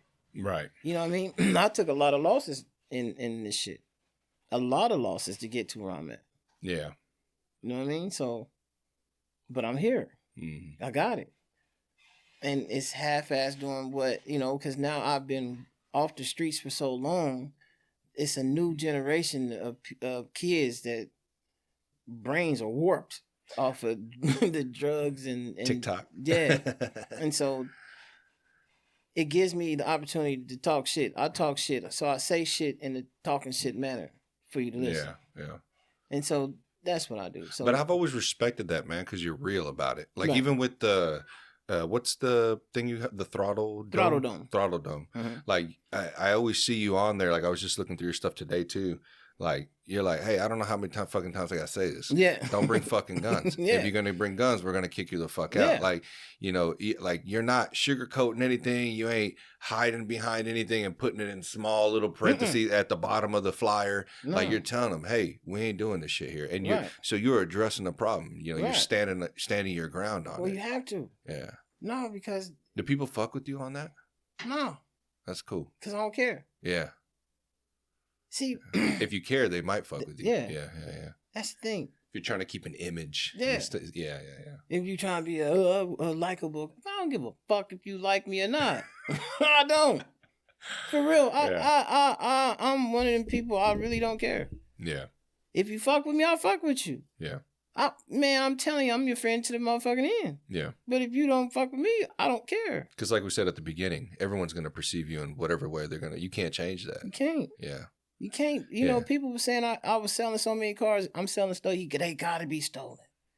He's up there selling stolen cars. Mm. And I was like, really?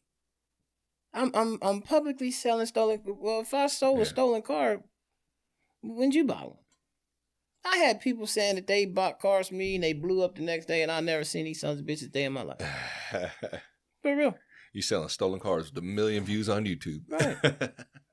And then I get so much ridicule and so much shit talking and all this other shit just because like I give a car away. Mm. Oh, he's just doing it for a tax write-off. I was like, I didn't even know you can do that. I never did it for that. I never gave a fuck about a tax write-off. I never gave a fuck about who was gonna approve of it or not. I only gave a fuck about me just trying to right my wrongs. Even if you did, what are you doing? Right. That's what I would tell them. No, I don't. My simple is just simple. I don't give a fuck. Yeah. I don't care. Nah, but when people say that shit, when they hate, it's like, well, what are you doing? Well, see, that's what they doing. Their job. Right. See? Right. Let's analyze something. I'm gonna warp your brain with this. Just keep up. Okay. So you got two nobodies. Yeah. Having a nobody conversation. The only way a nobody can be a somebody in a nobody conversation is for him to bring up a somebody. Mm-hmm. So now the nobody is a somebody because he brought up a somebody. So nobodies don't talk about nobodies. Nobodies talk about somebodies. And if you're getting talked about, you somebody. So it's either you doing the talking or you being the one talked about. It's just it. So you just got to understand, if they not talking about you, whether it's good or bad, you ain't doing something right. Because they keep you relevant. Because I don't give a fuck how many fucked up cars I done sold. I don't give a fuck how many motherfucking cars and blew the fuck up. This motherfuckers still coming to buy these motherfuckers. Yep. And repeat offenders. Are you still selling them? Yeah. That's awesome. I just don't, I'm just not really doing it all like that. Like you were. Right. Because I don't.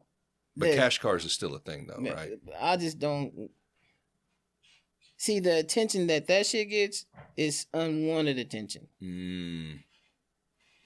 You got the people. See, you watch what you ask for. That's what I say. Watch what you ask for. Because if you get it, what the fuck you gonna do? Because like, oh, I want this, I want that, I want that. And then when I get it, now, this is the internet. So now you have the sheriff. You got the highway patrol. You got DMV. You got the city. They all watching. Yeah. Fuck is he doing? They shut me down, put me under 2-year investigation. Oh shit. Yeah. Why is he? Who is this motherfucker? Mm-hmm. Where'd he come from? Why is he? How is he able to give these cars away? He's selling drugs. He's washing money. He's still at it. Because I freely say, I used to sell dope freely. Mm-hmm. I went to a police convention and told them, yeah, y'all didn't catch me. You know what I mean? So, hey, I'm a good guy now. Yeah. And I think they felt some type of way. Because when I went to diversion class and I graduated, I'm at the finish line. I'm done. So I spoke my piece.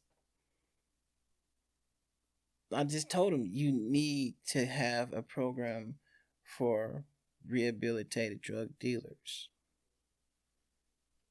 instead of just for drug users, because we need help too. Mm-hmm.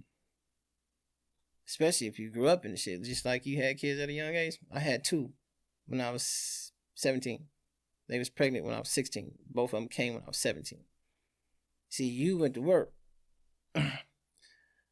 And if I had just 1 kid, I probably could have. But I had 2.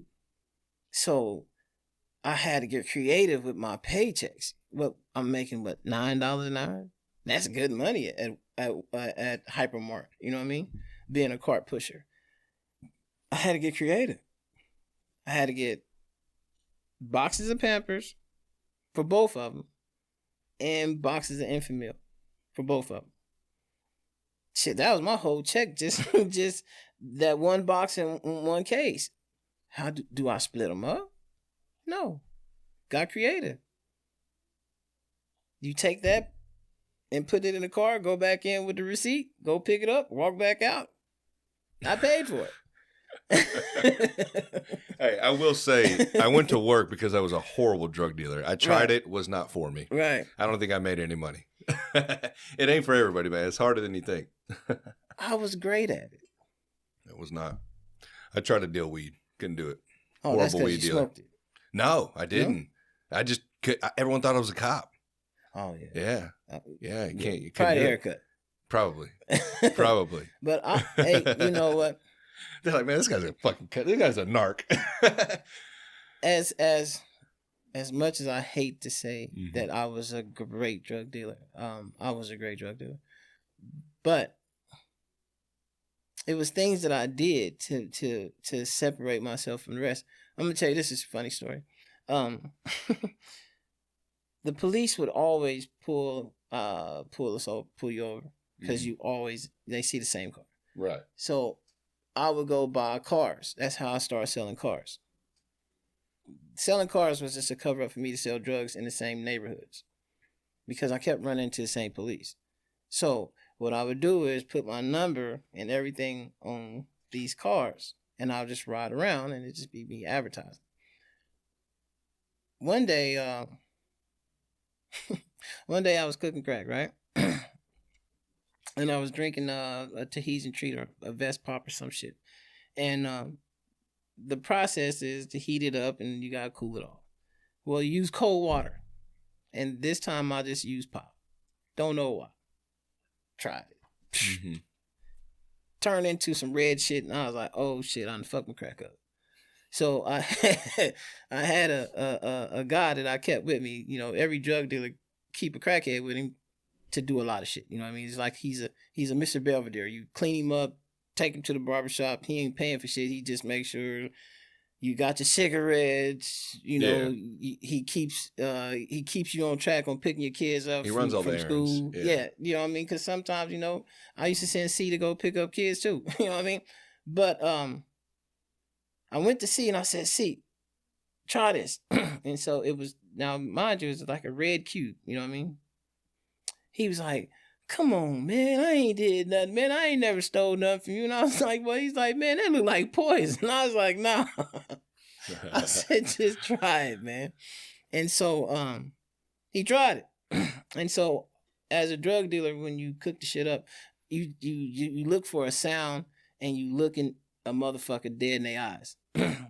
Anytime you give somebody free crack, they always gonna tell you it's good. But the eyes don't never lie. The eyes are never fucking lie. Yeah. You know what I mean? You give somebody something to eat and they like, how was it? The eyes are never lie. I don't give a fuck what you say. Oh, it was the greatest shit I ever tasted. Motherfucking, your eyes didn't say that. You know what I mean?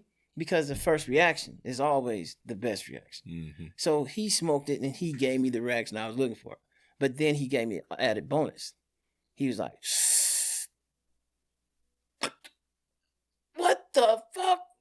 This shit tastes like candy. He said, you made flavored crack. I said, I guess so, nigga. So, I'm going to tell you this, right? Now I'm selling flavored crack. Yeah. Oh, man, I got motherfuckers coming from all around once they got wind that I came up with flavored crack. All the smaller drug dealers like, man, I heard you got flavored crack. I said, nah, I ain't got that shit. He's like, nigga, everybody around here knows you got flavored crack. Mm-hmm. We got so hot, the police, because even though I switched 6 cars a day, I put a pack in the car. Once I ran through that pack, I put that car up, and I had another car with another pack. So I put that car money up, jump in another one. So we doing this every fucking day. Mm-hmm. We got pulled over. We just cooked up some crack. Nice cookie. We get pulled over. I don't have no driver's license. C ain't got no driver's license. And we just got an ounce of crack. I said, C. He said, man, I'm not taking this shit. I said, listen, man, get the shit out your pocket and dump everything on the back floor and throw the bag down. He's like, what? You don't want to hide it? I said, man, so the dude coming. I said, hurry up. So he throws it down. So now, mind you, this car is clean as shit. You know what I mean? I'm trying to sell it. So windows clean. It ain't a crumb on the floor. Only thing on the floor is this reddish colored cookie and some crumbs. So the police pull me over. We going through, I keep my poker face. You know what I mean? Mm-hmm. See over here sweating bullets. And he's like, well, what's wrong with your friend? I was like, man, he probably got a couple of city warrants. He's like, well, I ain't trying to take nobody to jail for those city warrants. That ain't shit. Yeah. We looking for guns and crack. And I was like, well, sir, I ain't got no guns and crack around here. You know what I mean? So he searched the car. And overlooked it. It was right there in his face. So I said something. Before he got to it. I said, God damn it, he said, what? I said, these kids done put this fucking candy on my carpet. I just cleaned this car. And he said, oh, my kids do the same thing too. Throughout the years of getting pulled over by the police is trained to test any white substance. Mm-hmm. Nobody never said anything about red, purple, green, or yellow. Never seen flavored crack. Never seen flavored crack. What'd you use for that? Pop. Oh, man. The soda stop went up for those years you were doing. Listen, Vest Pop, I don't give a fuck what nobody say. It got the most flavor for crack. You know what I mean? Because I don't know. It sticks with the crack, bro. Oh, shit. But then I had to quit. Yeah. I quit. I quit. I had to quit because I was going to go to jail. Mm-hmm. Or somebody was going to kill me. See, I think throughout my life of hustling, because back when I was in between selling crack and trying to figure out what type of life I was going to try to do back when I was young, because I kept quitting, because I kept having a conscience, because I kept seeing, I was like, man, this shit ain't for me. Let me go. And then everybody dying, everybody going to jail. Let me try something different. I had a friend that stole cars. I don't know how to steal cars, so I never stole cars. Mm-hmm. But do you remember when Garment first came out? The GPS? Yes. Yeah. Okay. So. I used to have one. Yeah. So, well, he would steal cars and he would show up with the cars, and every last car had a Garment and a garage door. Last location. So I was like, Yeah. So I said, well, bro, quit stealing these cars. Mm-hmm. Go steal Suburbans and minivans. He said, why? I said, I got somebody who want to buy it. So he showed up. So we get in the car. every car had a garment and the garage door opener. So you hit home, drive straight to their house, hit the garage door. It was not like breaking into me. Yeah.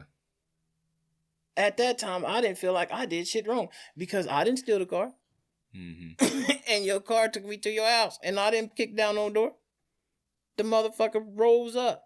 So we would take the third row seat out and take everything out and then load their shit up. And then park it back at their job before they got the fuck off work. And then go get high, sitting there wondering like, how did this motherfucker feel? Because you got to play this in your head. You getting off work. You say, why is my car looking like? You know what I'm saying? Like, steering column fucked up, so you can't use the key. Yeah. All your seats is gone out your motherfucking vehicle, but you got your vehicle. So you got to get a ride to the house. And then once you get to the house, you find the missing seats and all your shit's gone. Shitty feeling. And I had to quit. Because then I felt fucked up. But at the time, I was a kid. Yeah. It was a hustle. Right. You know what I mean? But then I always had a conscience. You know what I mean? It would be fun, but then I'm like, damn, man. Just a little bit to that. It'd be fun, but it's like, man, that's kind of fucked up. Yeah. So I quit. You know what I mean? And so, I don't know, man. I done did a whole lot of shit and I quit. I quit smoking cigarettes. Yeah. I didn't quit, I quit a lot of shit, bro. And it's like, if you can be disciplined just to quit doing shit, that is fucked up, be all right. Yeah. And the goal is to not even get to that point of doing it. Yeah, that's the hard part. But see, when you lifing, you know what I mean? When you lifing, when life, life could be like this, but shit, it's always why all roads got curves. What name one straight road that'll go, to anywhere? Name one. Name one straight highway that'll just there's no curves, there's no, you know what I mean? Right. None of that. Name one. And that's life. Because once you get to the desert, you know what I mean? Yes, it's a long, but then it's curves in that motherfucker too. Yeah, but like that recent shooting that just happened, they killed 7 or 8 people over a weekend. Did you see that? Here. Yeah. They were talking about that BP, that gas station down there, the one I was talking about. I guess a lot of people hang out there. And they're always discussing on how do we stop this? How do we prevent this? How do we get crime rate down? How do we get shootings and killings down? It's too far gone. You think so? I always think it starts in the home. I know how corny it sounds. No, but I'm saying, everything, just think about it. Everything is designed to be fucked up. Yeah. Everything. The food. Right. Look at TV. Look at your phone. But like you said, too, though, they're not having that issue up here, even though there is stuff happening up here. I mean, there was a fucking shooting a couple months ago over here. I mean, there's still fucked up things, but not at a larger scale. That's what I'm saying, because... you think if we can get rid of the no snitching shit, it would the neighborhood be able to police itself better. Yes. Yeah. If people just start coming out and just start, who did it? He did it. Right. That's it. Yeah. Are you willing to testify? Yes. I'm willing to stand on, and he did it. See, I told on 2 people, and I didn't get a chance to say that. So, God had, I seen a lot of shit before, you know what I mean? But I never said nothing because I was in it. Then God let me see it again when I wasn't in it. Gave you redemption. And I was like, oh shit.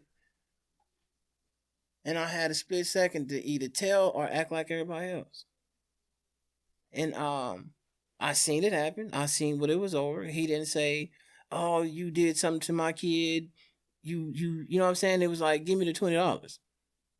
And dude said, nah, give me, let me see what he wanted to see the product. I mean, they was having a drug deal. It was a small drug deal. It was a $20 drug deal. And the dealer was like, nah. And so dude just tried to get out the car. And he grabbed him by his arm. And when he grabbed him by his arm, he took a gun and shot him twice. Right in his rib cage. And kicked him out the car. I had to back out to let him out. Because the motherfucker's facing me. I'm like, shit, you ain't gonna tear my shit up. So I could have just not said nothing. I could have just pulled off. But I couldn't. Because now, all this shit I've been talking about, say something. You know what I mean? Now it's on me. Now you got to be about it. There you go. Yeah. And so I went and got the police, brought the police back. And them people treated him so motherfucking bad, but they were screaming. That one lady, she was mad at him because he got shot by her. He got kicked out by her truck. He late. Why the fuck you couldn't crawl somewhere else? Why the fuck you had to? And I was like, lady, is you serious right now? This man fighting for his life, and you cussing him out because now your car is in the crime scene, and you supposed to be at work. And you wasn't supposed to burn out. Well, bitch, that's just get to walking. That's crazy. But the way black people act when it is murders and shit like that, they only want answers when it's their loved one. And I always say a scenario. I'm like, okay, you didn't tell on Tyrone shooting at him, and you know. But now, he done hit Tamika, and Tamika's your cousin. Now you want answers, but you could have told on him in the first place and got him off the streets the first time. But y'all keep letting them go out here and just keep letting them do what they do until it's your turn. Yeah, I guess just human beings are selfish in general, man. Like not all, but a lot of people are selfish. Yeah. Well, once you it's a shitty characteristic, I guess you would say. But it's life. Yeah. Life. But like you said, until you're walking in those shoes. Yeah. It's life. Because see, nobody gives a fuck, bro. Everybody gives a fuck when it's time to give a fuck, but then it's too late to give a fuck because you should have gave a fuck in the first place. Yeah. That's crazy. Because people treat people so fucked up until people just be like, all right. And now you fucked up. Now you this motherfucker that, you know what I'm saying, you bitched and complained about is no longer in your fucking life. Now you fucked up. Yeah. And all you had to do is just accept the motherfucker for who they was. Prime example. I'm going to say some shit, and you just tell me if I'm right or wrong. If this is not life. Most women will leave a man, right? For cheating or whatever, right?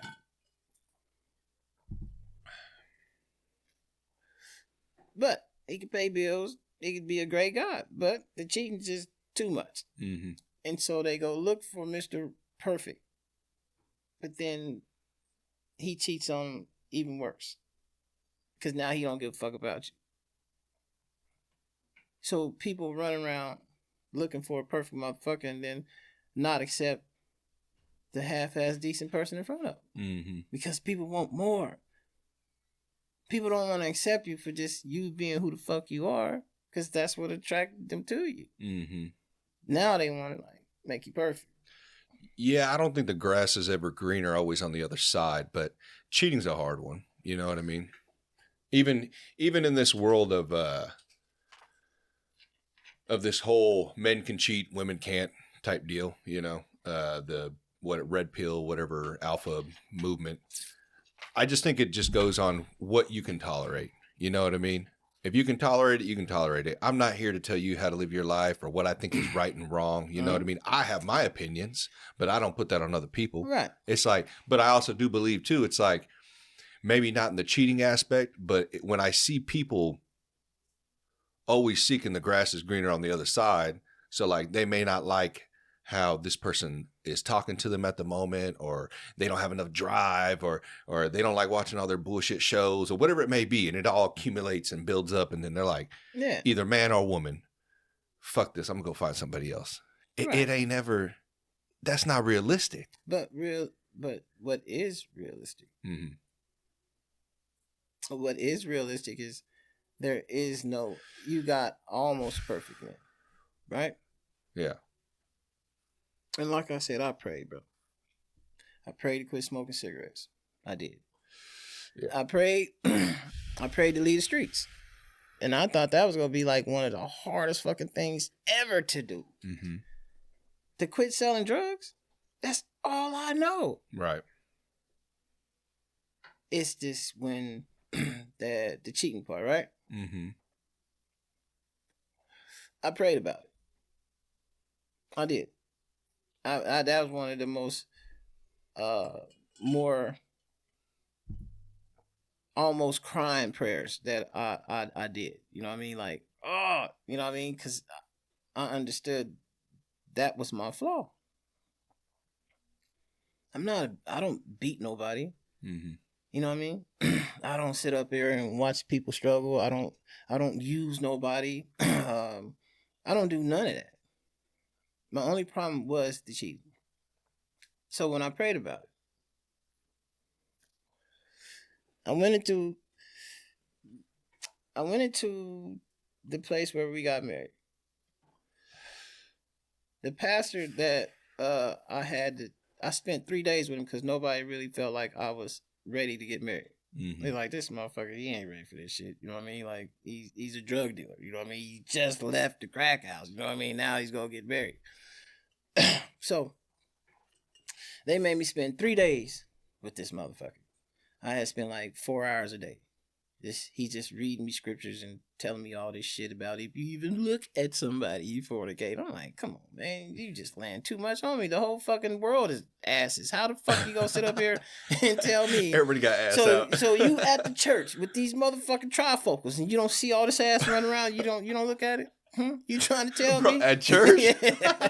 You don't. I guess I ain't been to church in a while. Oh, they dress like they just came from the club to church. Damn. Yeah, I'm talking about titties, ass out. You like, what the fuck? Did you know you was going to church? Sheffield? That's at all of them. Shit. And go to a funeral. Yeah, go to a funeral. That's crazy. So I'm in here. I done spent all this money and shit, and I said, God damn, all right, I'm gonna do this shit. And when the shit went down the way it went down, the only thing I can say is, God, I do not understand why this shit happening today to me. So, the pastor, you know, we did all this shit. We did the vows, and right after we got married, I was saying, hey, you got to pay him. So I said, hey, we about to play some devil music. It's time for you to go. You know what I mean? He said, oh, no, I'm cool. I said, you cool?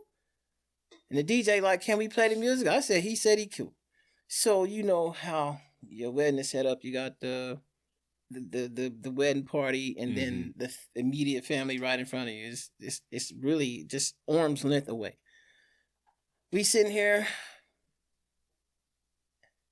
and the pastor is over here flirting with my sister. I'm talking about like openly flirting, like pulling seats out. Like, you know, like... You don't have a wife that has her own parking spot at your church. And I don't understand why his wife would have her own parking spot, why she wouldn't be riding with him, but who the fuck am I? She got her own parking spot. And he wasn't one of the crooked ones, because with me selling cars, I've seen a lot of crooked ones, you know what I mean? They buying cars for they side dudes and side chicks, you know what I mean? And they had the jewelry, they was crooked, you know what I mean? But this dude I thought was, he had a fucking pocket protectors. How the fuck can you not respect a man with sunglasses? He was like a Steve Urkel's daddy or something. You know what I mean? He was a dork. You dig? Yeah. And this motherfucker sitting up and he's sitting up here flirting with my sister in front of us. And I was like, holy shit. Mm-hmm.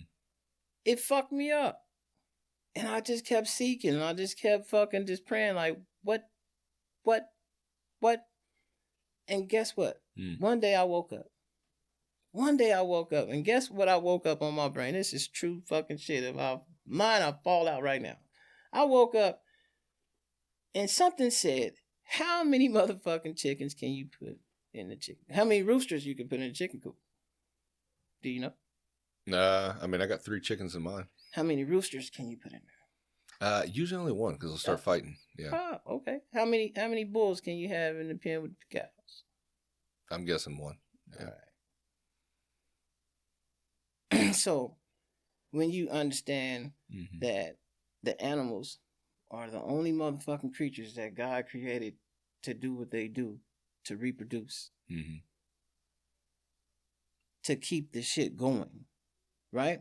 When you understand why we have so many women on this planet versus men, you know what I mean? When you think about why the fuck that's the only thing that is a man's downfall. That's it.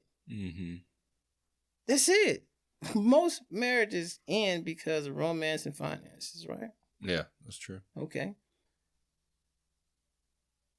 Most men only cheating with one woman, right? So he's really not going outside the two women anyway.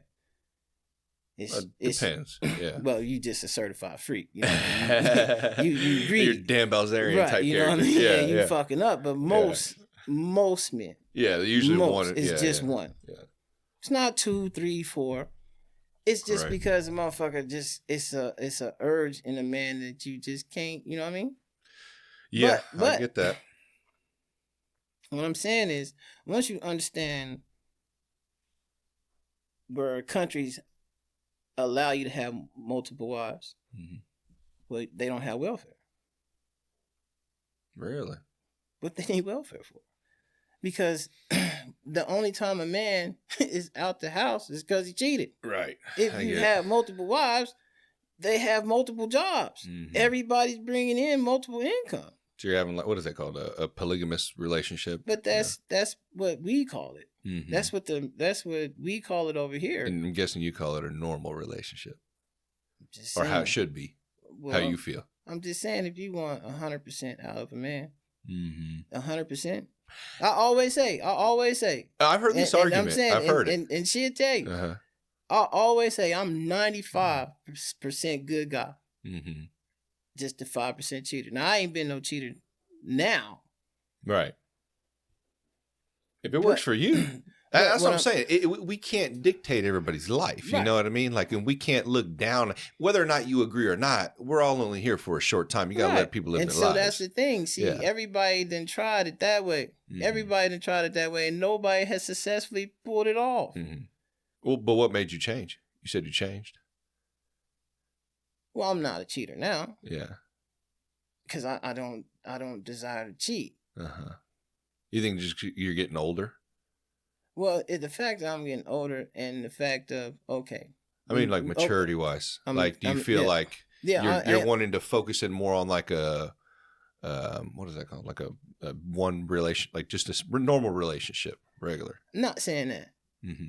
What I'm saying is, it's more or less like. Monogamous is something. If you, most men, right? When you meet a woman, it's a visual. When you meet her, you don't know if she can cook. Yeah, it's looks when you first. Meet her, you don't know if she can read a book. When you meet her, you don't know if she stink. Yeah. You know what I'm saying? When you meet her, you don't know nothing. Right. So it's a visual. And then you get to know. Yeah. Right? But the thing, as a man, you always want to be with a woman that, other men desire. Right. Right? Yeah. I think it goes both ways. Yeah. Right. Yeah. So the thing is, with some women, because no man is really looking for a woman to take care of him.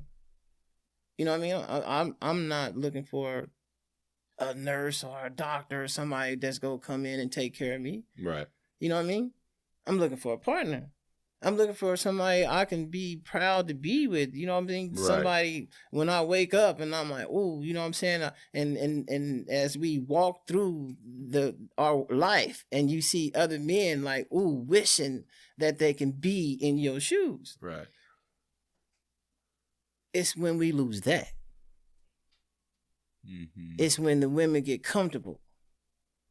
It's when they were single before they met you, going to the gym and trying to stay fit or whatever they did to get you, it's when they lose that. Yeah. It's when you take her out, motherfuckers looking at you, won't even look at her. You know what I mean? Like, damn, come on, look at her. Just look. You know what I mean? Catch a peep or something. Then when that desire's not there, and then you not really happy, you know what I mean? Because now it's like, okay, now when you go out, now you looking at other women to desire. So when you go home, this is what you can desire, because what you got at home is no longer desired. Yeah, you love them, because see, the whole thing is, if you go fucking broke, she go fucking leave you. Yeah. But if she gain weight, you supposed to stick it out. Yeah, we said finances and romance. Yes. But looks plays a factor too. Yes. Yeah. Because, and I say this, if you love them for whatever, however they look at any stage of their life, go for it. But I do believe, me being a person who let himself go in my 20s because I was drinking and partying, doing dumb shit, and how I've reversed myself and I'm going in a different direction now, trying to stay fit more. Yeah. I think I'm with you. You owe it to your partner to stay the way they met you. Right. Yeah. Yeah. But sometimes I think what it is, man, you just get so comfortable with one another. You're going through shit. Yes. You're just like, man, this person loves me. He or she sleeps with me every night. And so I don't even have to worry anymore. We're married. Right. You know, but that's where you fuck up. Right. Yeah. I agree on that. Because and maybe that's how maybe it shouldn't be like that, but it is what it is. No, we have the stats to prove it. What I'm saying is, because it shouldn't be a woman leave you when you go broke. Mm-hmm. Yeah, through thick and thin, right? Yeah, because most of the time when a man meet a woman, we take care of him, right? That goes back to that water in your own grass. There you go. There you go. And the water in your own grass is finances, your look. Because the minute. And this is true. The minute motherfuckers break up, like let's say a woman just got fed up because he ain't have no job, or he wasn't doing something, right? The minute she leaves him, now he's doing the shit. Let's say that you was bitching about a woman's weight, right? The minute she leaves you, she's going to work on her weight. So now you're going to give this other motherfucker a better you. And all you had to do is just be a better you for me. Yeah, the whole time. That's where communication's a factor, man. You got to be able to talk to each other and tell each other this shit. No. But if you tell a dude that he's broke, he may take it the wrong way. No. If you tell a chick she's fat, she may take it the wrong way, No, because see, when you with somebody and you love somebody and it's a conversation between the two.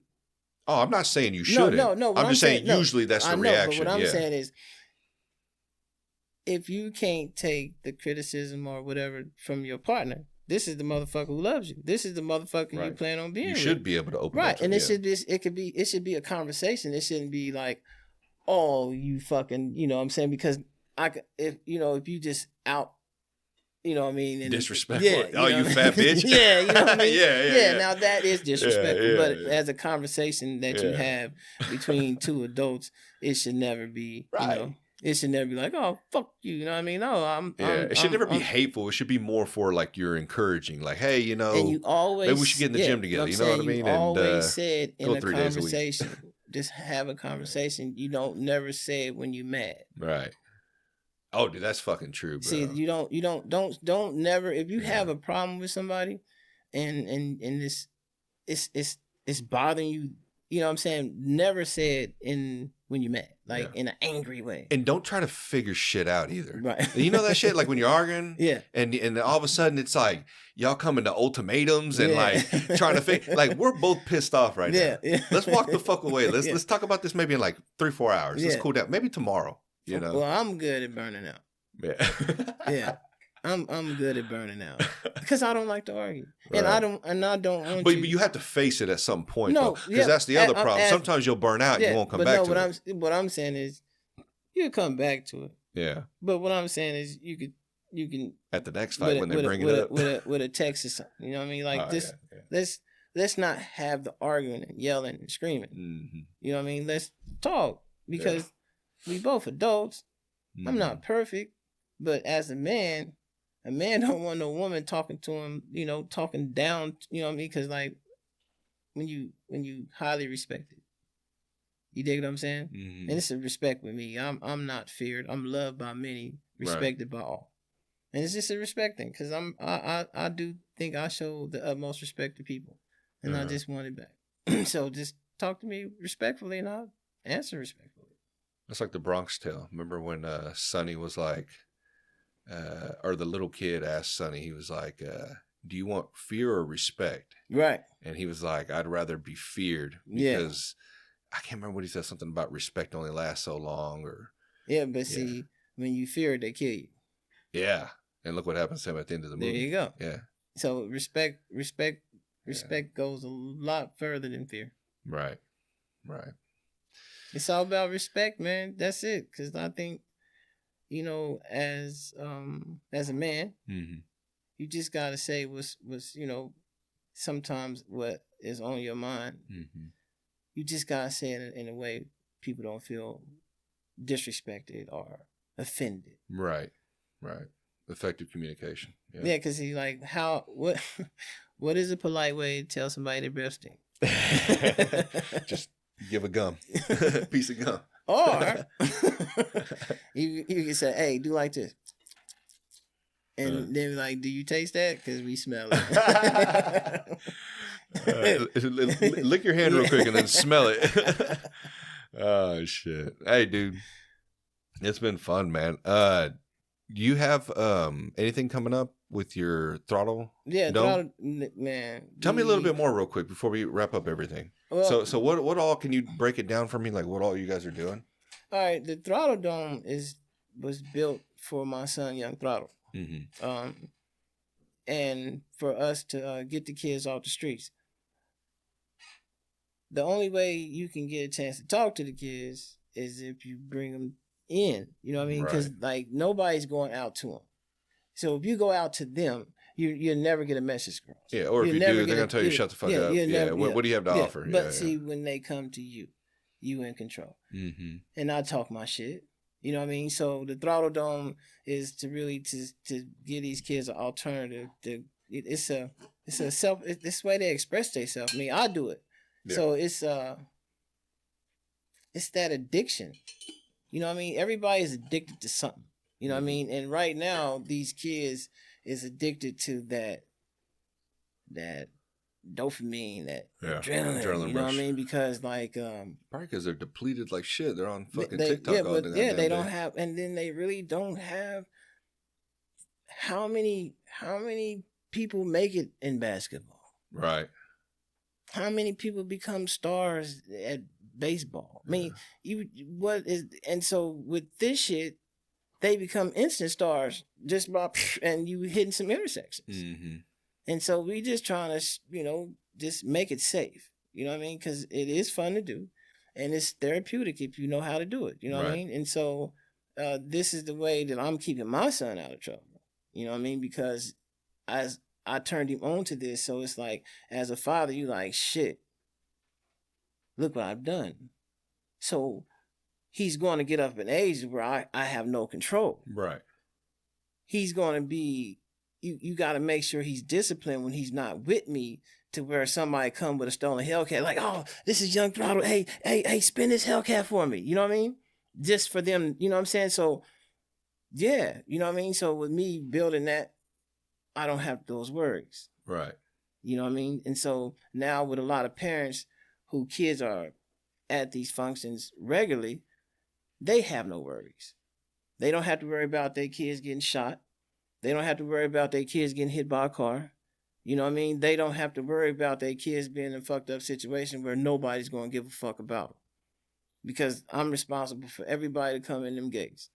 Yeah, and with how funny those videos can be, man, there's still a kid getting fucked up by that car. Yes, but see, the backlash is when you start going to meetings and you start to meet the parents are dealing with these kids with broken hips. Yeah. Paralyzed, deaf, broken necks. Bro, some of them, I mean, fuck. Yeah, and so... flying across, like, 2 lanes. Yeah, and so again, that goes back to what we were saying. Everything that is wrong is right in the eyes of the internet. Mm. So when you get multi-views from smacking them up, you might have smacked somebody on the accident the first time. But now you're looking for it. Now you're like, oh, okay. All right. Because can't nobody say shit. You didn't get in trouble last time. Yeah. It's on private property. It's an accident. It's an accident. Yeah. But once you start to see it's on purpose, when you see a car going wide and he's doing all this, and then all of a sudden you see it shoot all the way, he's coming for him. Right. He's coming for him. Yeah. To get those views. His cameraman's right there. That's how desensitized we're to it, man. Like, right. we don't Yeah, we you don't understand because you're not there. You're not feeling it. Right. Yeah, you're not those parents of that kid that just got smacked. Yeah, see, and then like it's once you start going to the meetings and you trying to do shit right and you digging into like how the fuck can I get y'all and convince y'all, okay, let me make it make sense. Just like these cars.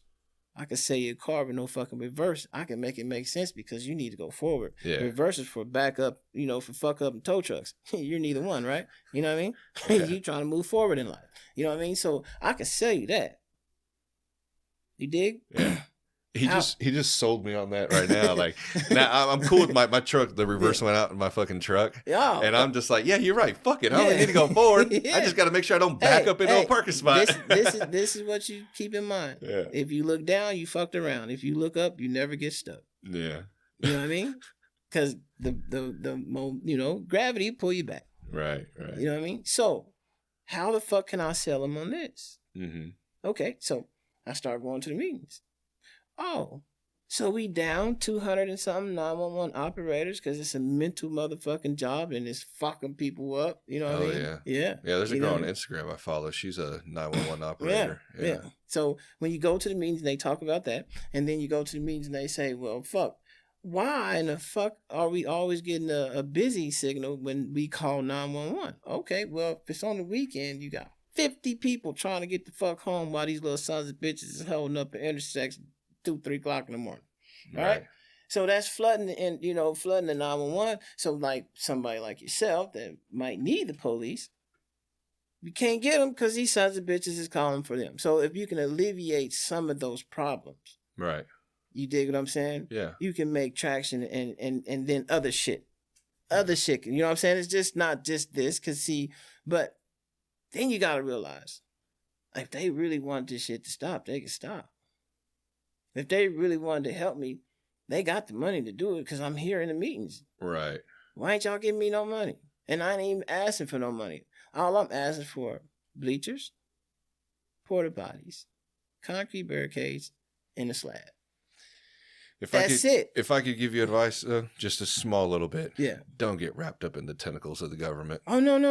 Listen. I know, but even though your program probably does way better than what all the dumbass programs they have, it's like, I don't know, man. Maybe it's my stained out look on government, but I just, anytime they get their tentacles, they throw money at you. It's all of a sudden you owe them something. Right. And but fuck that. No, the thing is, I want communities to show that they can help their own communities. So that's what I like about you. Yeah. So my thing was, I didn't want them in my shit anyway. Right.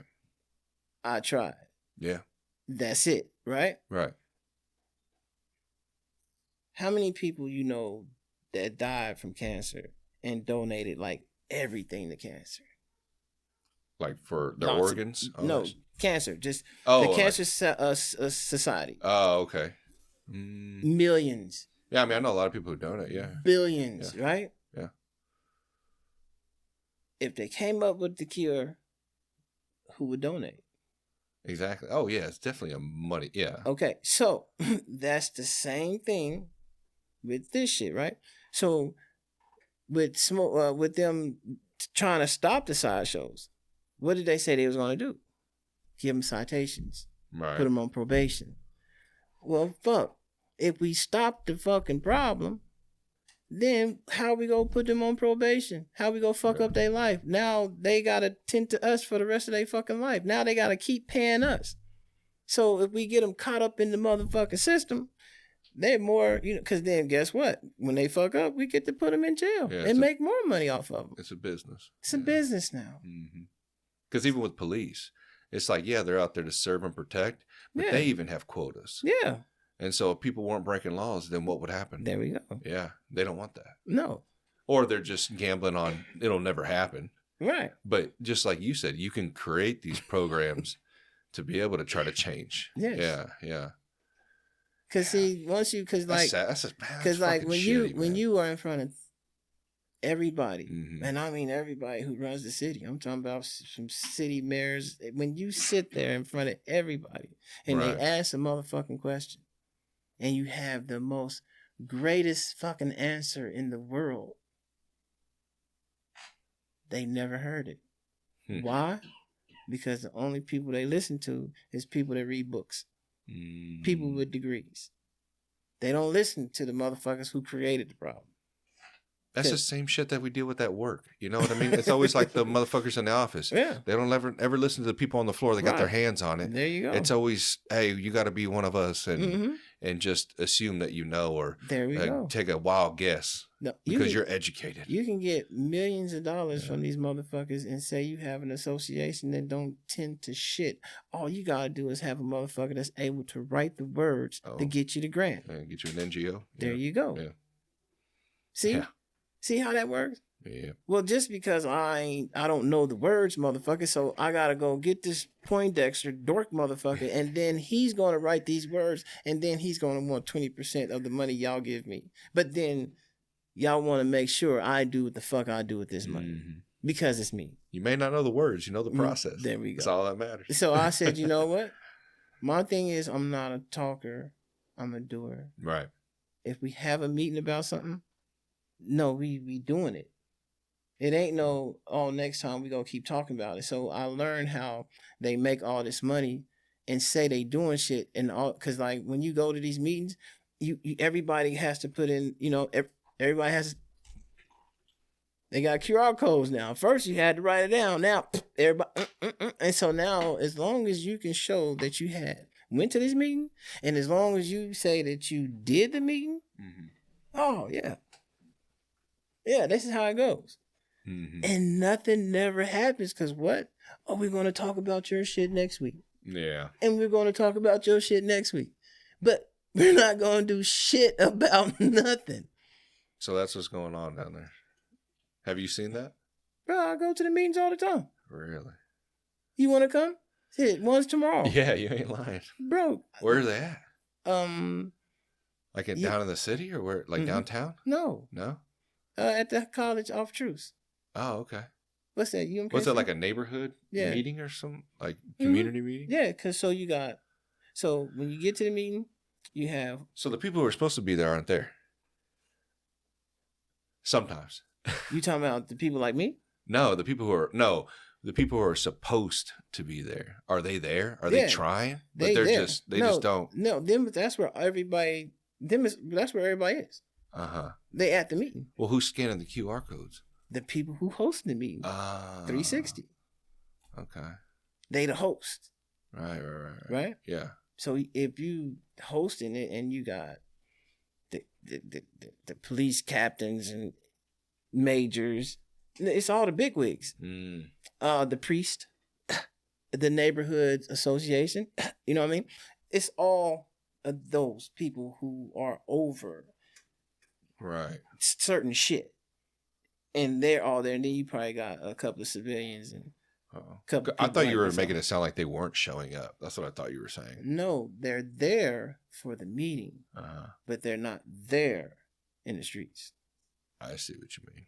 So as long as you keep talking about it, you keep getting money for it. That's it. All you gotta do is say, "Hey, I had a meeting with all of these people, and this is what we're working on." Yeah, working on. There you go. As long as you're working on it, you keep getting paid for it. Because if you complete the job, you don't get no more money. Right. So once you get to seeing that nobody cares, you have to care. Yeah. And that's what I do. I care. And so I do what I do. I don't need their fucking money. Everybody like, you can get all this grant money. I'm like, I don't fucking need it. Whatever we gonna make, we gonna make. Whatever the fuck we gonna do, we gonna do. Yeah. You've been doing it for a while now. Yes, I mean, how long have you had the Throttle done? Actually, on the property, I started doing the shows. I know you started doing the shows in 2017, right? No. Well, the Throttle Dome, we just started doing shows Mother's Day. May 6th. Because May 6th is his birthday. Oh, okay. I thought you've had it for like a couple years, though, haven't you? No, I've been doing Smoke Your Tires. Smoke Your Tires, okay. You know what I'm saying? Since 2017. That's just the program. Oh. So I've been doing it. I tricked them and let me doing it across the street from the police station, which was very successful. Nobody's ever got shot or anything. It just... They just said it works too well. You have too much of a turnout. What if And I was like, well, nobody in here had guns. We made sure of that. And y'all right across the street. So y'all control the streets. I control the inside of this. So there's security there, right? Right. What do you mean, what if? Like, they're just making assumptions? We don't want it to one day a shooting happen and then we got to be on the front cover? Yeah. Oh, that's why that could happen at Power and Light. That does happen at Power and Light. Listen, yeah, it does. Listen, come on now. It does. That's what I'm saying. That's okay. So you get it. Yeah. Right? So I thought I was the only motherfucker like, hold the fuck up. And it does happen there, and it's never happened at mine. Yeah, it's crazy. Never. In all the years that I did these shows, and we done had 3,000 people, these shows that I do now are more smaller. I mean, there's 800, 1,000. And we doing it every week. You know what I mean? Back then I did it like every year. So every year we had like a major turnout because, but we trying to just grassroots this one. We ain't really trying to like blow it up. And is it like event, like you pay your fee to get in for the track? And, yep, that's it. That's dope. You make a $20 donation. We still in the donation phase. We still build. Yeah, donate. You know I like that. So it's a $20 donation. You know what I mean? And $10 donation for parking. That's cool, man, because it helps out, the throttle dome. Because that shit takes maintenance. Yeah, because we keep it up. We just purchased 2 little buildings that we turning into concession stands. Yeah. We gathered 5,000 tires. You know what I mean, and helped out a guy from losing his business and taking on all those tires. Mm-hmm. And so then we took in Millings. So the Millings is the street that they you know what I mean? So we allowed a couple of trucks to dump there. So we took the streets and put them in tires to protect motherfuckers from getting ran over. That's cool. And it was all free shit because it's all shit that they've been disposing of. I can't imagine how many tires you guys go through. Oh, you talking about the show? Yeah. A lot. A lot. Because see, now you got to look at it like they don't have to run. Mm-hmm. You know what I mean? They don't have to run. Right. They don't have to worry about... So they can go wild, yeah. They don't have to worry about the place getting shot up. They don't have to worry about the police coming and stopping them. You know what I mean? Mm-hmm. So now they can really have fun and enjoy themselves. So, yes. You know what I mean? I bet you if the government had a tire business, they'd definitely be supporting your cause. Right. Right. It's always if it's money in their favor. But see, the whole thing is because they was like, won't you go talk to the mayor and let him know how much money can be made? And I said, no. Right. Why would I do that? Because then y'all just go take it and make it bigger. And yeah, you motherfuckers out millions. I fuck it up. Oh, they most definitely fuck it up. Yeah. Because see, they would tend more to the kids and not the crowd. You know what I mean? Everybody's more or less like profits over people. Oh yeah, it's always about how can we increase profit margins. There we go. And see, my thing is, this is something that we do to stop the violence. We not really getting rich, right? You know what I mean? We making some money, but it ain't like, oh, we about to ball out, you know what I mean? So we make enough money to keep shit going. That's awesome, man. And to keep, like, look up what are the most viewed videos on the internet. I'm guessing slideshows are one. Slideshows and fights. Yeah. Killings, but slideshows and fights. Probably twerking is number 3. Yeah. Yeah. You can't forget the shaking of the ass, man. Hey, brother, dude, I appreciate you coming on, man. It's been fun, dude. Yes, sir. Next time you have to get my son. Yeah, dude. No, for real. You're welcome on anytime, man. You bring him because he is. I got a third seat. Yeah, he is he's the future. Yeah. And so he's fucking driving is crazy, so bro. Then ask him questions because he is living this life. Yeah, and I gotta express again, man. Like, really. I hope more and more go to the path that you're doing, like those guys that are doing it still out in the street and they go there. Yeah. Because, man, that shit, I'm telling you, bro, I understand you think you look cool out there, but, man, put yourself in the shoes of people waiting at that cross section. Yeah. You know what I mean? Or just, a parent that doesn't know their kid's out and they're down at one of those shows and they get smacked in the face and die, They get killed because then the gun, or the shootings, It's parents out here who are living that reality and now. And I get it. You're young. I was there at one point. I totally get that, you know, but if you could listen just once, just take the advice. You know what I mean? Like, I wish I would have taken many advice from people, you know, when I was younger. Come down there and you can give the advice. Yeah. Because, see, this is what it's designed for. Right. You couldn't go out there and tell them that, and you can't even get on without a shootout. Yeah, and you can't get on the internet and say it because they're not, you know. Yeah. But if you show up where I'll just clip that part. Yeah. At 45 seconds, that's the attention span nowadays. Yeah. But I'm just saying, you can actually come down there and express that to them because, you know, this is what it's for. Now, they there. You know what I'm saying? They there. And so when they there, their social media is there. So when you want to get to their platform, fuck trying to get on their platform and send them a friend request. Show up where the fuck they at and get on their shit. Right. And also too, bro, you're not a cornball. You know what I mean? Like, you fucking do cool shit. Yeah. You know? Yeah. Like it's that's another thing too. It's got to be attractive. Yeah. For them to go. Yeah. You know what I mean? Yeah. And when they have a dude like you that doing baby mama specials and fucking don't bring your shit back and it's still running. Yeah. Like, that shit is funny, man. That's just relatable. You're a real person. So people want to go there. People don't want to go to some cookie cutter fucking business. You know what I mean? There's no character. There's no love in that. Right. You know? Because I do talk my shit. That's the entertainment that comes with it. There you go. So, hey, brother, I appreciate it. Do you have an event coming up? Yes, we have several events coming up. We do it every Sunday. This will drop Monday. Okay. We do every Sunday, but coming up is my birthday. Oh, cool. Happy birthday. I'm having a birthday. I'm turning 50. Ooh, big 5-0. Yeah, I haven't had too many birthday parties, but you know, 50, and then we down at the pit, so we go do a car show, bike show.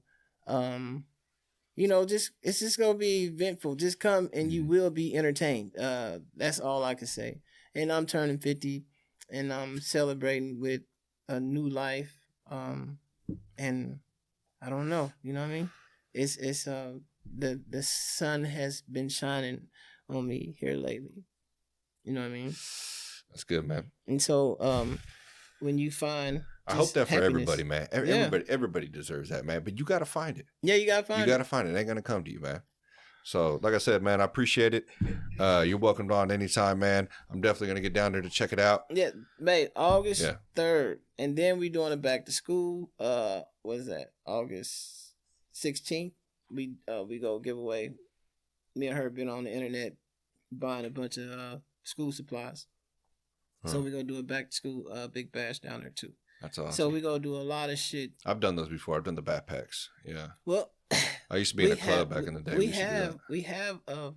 We have enough space down there for everybody to, because it don't make sense. It's like, why you have so many churches and everybody and talk about one dude. Right. So why have so many different back to school things and you could just have one? If everybody just came and just came together, because you got some people who, let's say you get round about 3,000 people out there at your shit, and you only got 200, you're going to have a bunch of disappointed people. That's true. So what we try to do is try to connect. Come down to the Throttle Dome. We just did the 4th of July, and we put it out there. Just put your fireworks with my fireworks, just for those who didn't have. A lot of people didn't show up, but some people did. And those people who did, they had a good time. So that's what we trying to do down there, is really make it more of a community. Let's come together on shit and have a good time, because times is about to get rough. Donald Trump just took away healthcare and food stamps. Yeah, I'm not very happy with that man right now, or that administration. Yeah, I don't think a lot of people are. But it's reality. Might not like it, but it's reality. And so now it's a reality because we allow it. Yes. And the problem is you have to entrust at some point, which, trust me, I'm dropping this administration's update Sunday. I'm having a guy on. We're going to discuss some things. But yeah, a lot of the times we're just getting fucked, man. That's really what it is. But like you said, you got to roll with the punches. You got to figure it out. You got to navigate. Come to the Throttle Dome and we go just have fun until we can't have fun no more. So August 6th, August 16th is two of the big things that we got going on down there. But every Sunday, it don't matter, from 5 to 10, bring you.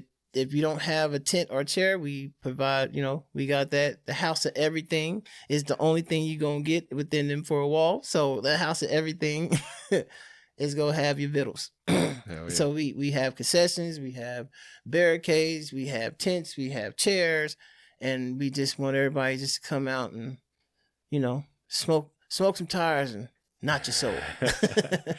Hey, man, I appreciate you coming on. Oh, man, no problem. Keep your green lasers at home. All right.